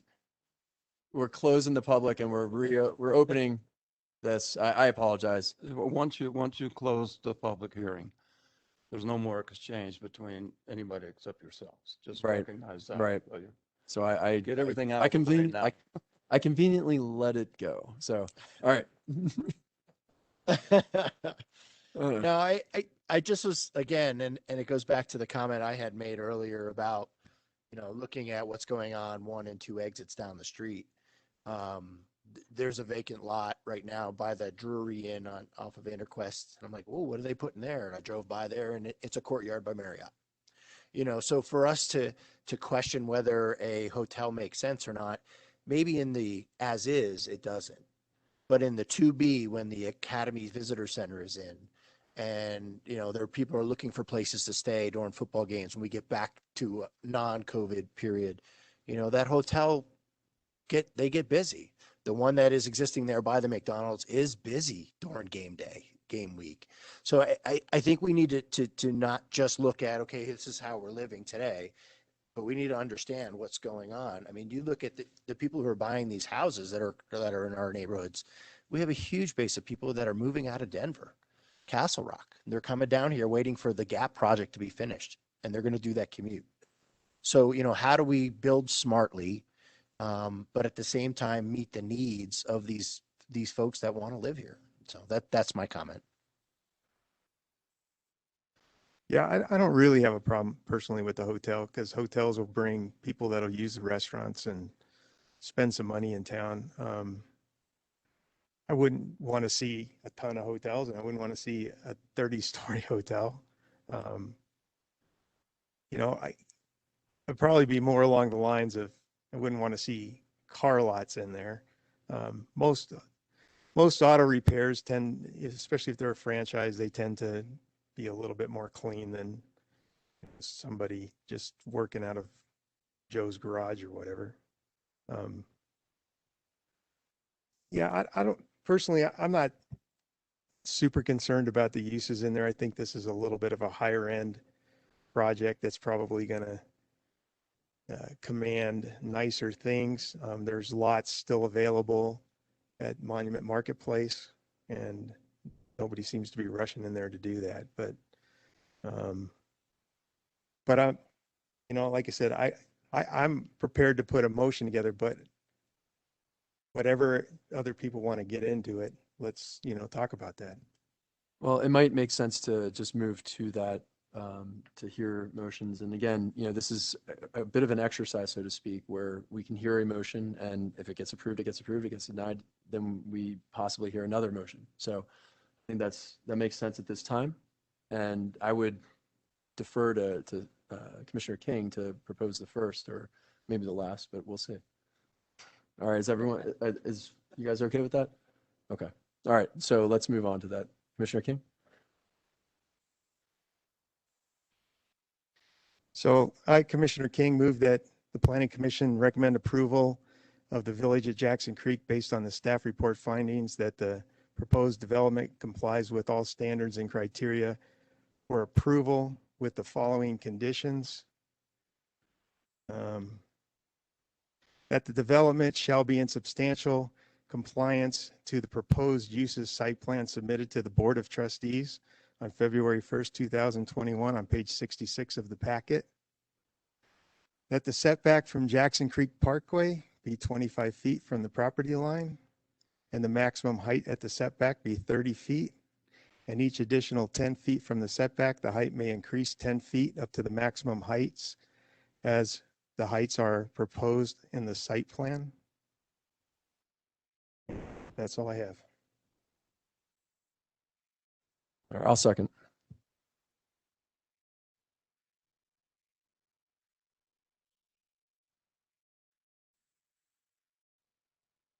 Just to let everybody know when they vote, is if you approve for this condition, and if you don't, you can deny it and then do another motion. I just want to let you know how the voting process goes so everyone knows the procedure. Or you can ask the motion maker to amend as well.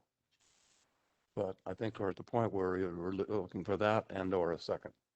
They did a second. Yeah. Yeah. Yep. Get it? Yeah. Can I get a read back though, real quick? Yeah, can you just please? Thank you. All right. That the development shall be in substantial compliance to the proposed uses site plan submitted to the Board of Trustees, which is what you have over there, on February 1st, 2021 on page 66 of the packet that went to the Board of Trustees. That the setback from Jackson Creek Parkway be 25 feet from the property line and the maximum height at the setback be 30 feet, and each additional 10 feet from the setback, the height may increase 10 feet up to the maximum height as heights are proposed in the site plan.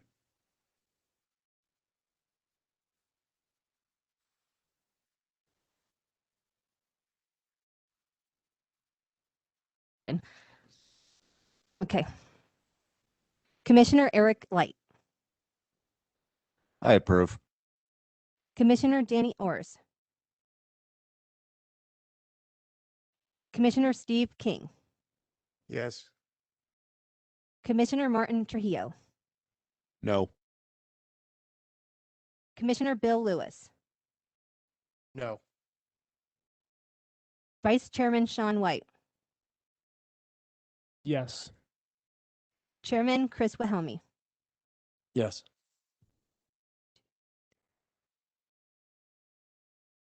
Four, two, three.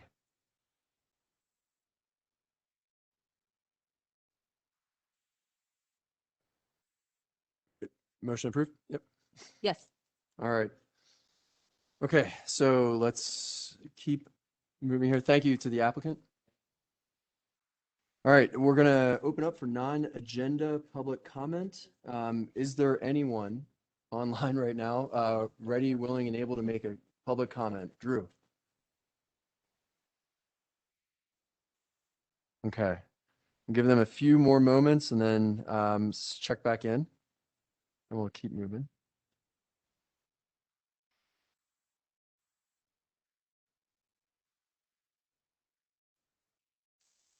All right. Drew, any hands at this time? Okay, so let's keep moving to reports and communications. I'll start with the planning staff, even though it has commissioners first. Anything from the staff? It's all right. No problem. After working with Jerry Dahl for the upcoming PC workshop, the roles and responsibilities, staff noticed that public comment not on the agenda are not within the PC bylaws. Therefore, staff is omitting on future PC agendas. If the public wishes to speak about other items that are not on the agenda, they would need to attend the Board of Trustee hearing. However, if the Planning Commission would like this to stay on the agenda, the town staff can make an amendment and present it to the Board of Trustees to approve. Do you need a decision now? Is it something to? You can think about it now or come back to us at the next meeting. If you want to talk about it now and see if you would like it. Yeah, well, my initial gut on that is probably not. I think, we have items on the agenda and then getting public comments on things that we're not even considering.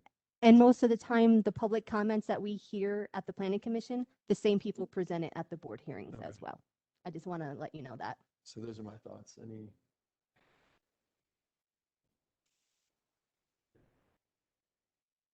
Speak on anything. We have an agenda. We have an agenda for a reason. As well as microphones. So yeah, I agree with the proposal. It's a good idea.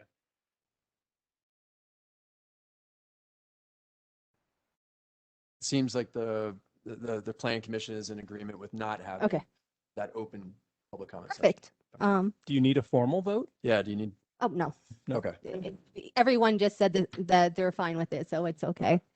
Because it's not in the bylaws, it's not supposed to be on the agenda. It was just always was. So after going over a few items with Jerry Dahl for the upcoming workshop that we're going to have on the 18th, he mentioned that to us and we didn't even realize it. So that's why I wanted to bring it to your attention. And regarding the upcoming workshop, I just received the outline. I'll review it tomorrow and probably send it out by the end of the day with the WebEx invite for the 18th virtual workshop. We also invited the Board of Trustees and the town attorney, and we also invited the town manager, Mike Foreman, as well, who will all be attending. Well, hopefully all the Board of Trustees will be attending virtually as well. We are opening it up to the public. The public cannot make comments. They can just listen. However, you may ask comments or questions, and so can the Board of Trustees as well. I just wanted to let you all know that. Yes, it's all virtual. He does not live locally, so it'd be easier if he was virtual for us. Is he setting it up to be interactive, or yes, it's going to be more of a just? It's an hour and a half presentation, then a half hour for questions. It can either have the questions during the presentation. He'll see how it's going, so he can cover everything. If he feels like a topic is being stuck on for too long, he's going to ask the questions at the end of the presentation, so he could get through the whole agenda. Okay. Yep. It'll be run in a very similar format to how we did these meetings when everyone was virtual. Yep. Okay. On our WebEx in the same way. Yep. Thank you. And I'll have the agenda on the screen as well when Jerry Dahl is speaking as well, so everyone can see where we're at on the agenda. And you'll also have the copy PDF or to you as well. Anything else, Debbie? Yeah, they're all okay with it not being on. Okay. All right. No, I don't have anything. Larry, anything? Okay, you're good. I did receive the letter that Yes. you sent, Yeah. and I will make a written response. Thank you. Yeah, I know it was, I apologize for the amount of time it took to get to. So thank you for doing that. So we'll cover that at a later time. If that Intent makes to, sense. to create a written response. Yeah. Thank you. And I had actually talked to Gerald Dahl for about 30 minutes. He gave me a call, and just full disclosure, it was a good, productive call. It was about the upcoming meeting next week, and it was just any other input or insights. There's, he asked about how's the group doing, how are the commissioners doing with like ex parte contacts or discussions. I'm like, everyone is doing a great job in terms of keeping the discussions here, which I applaud, and keep going on that.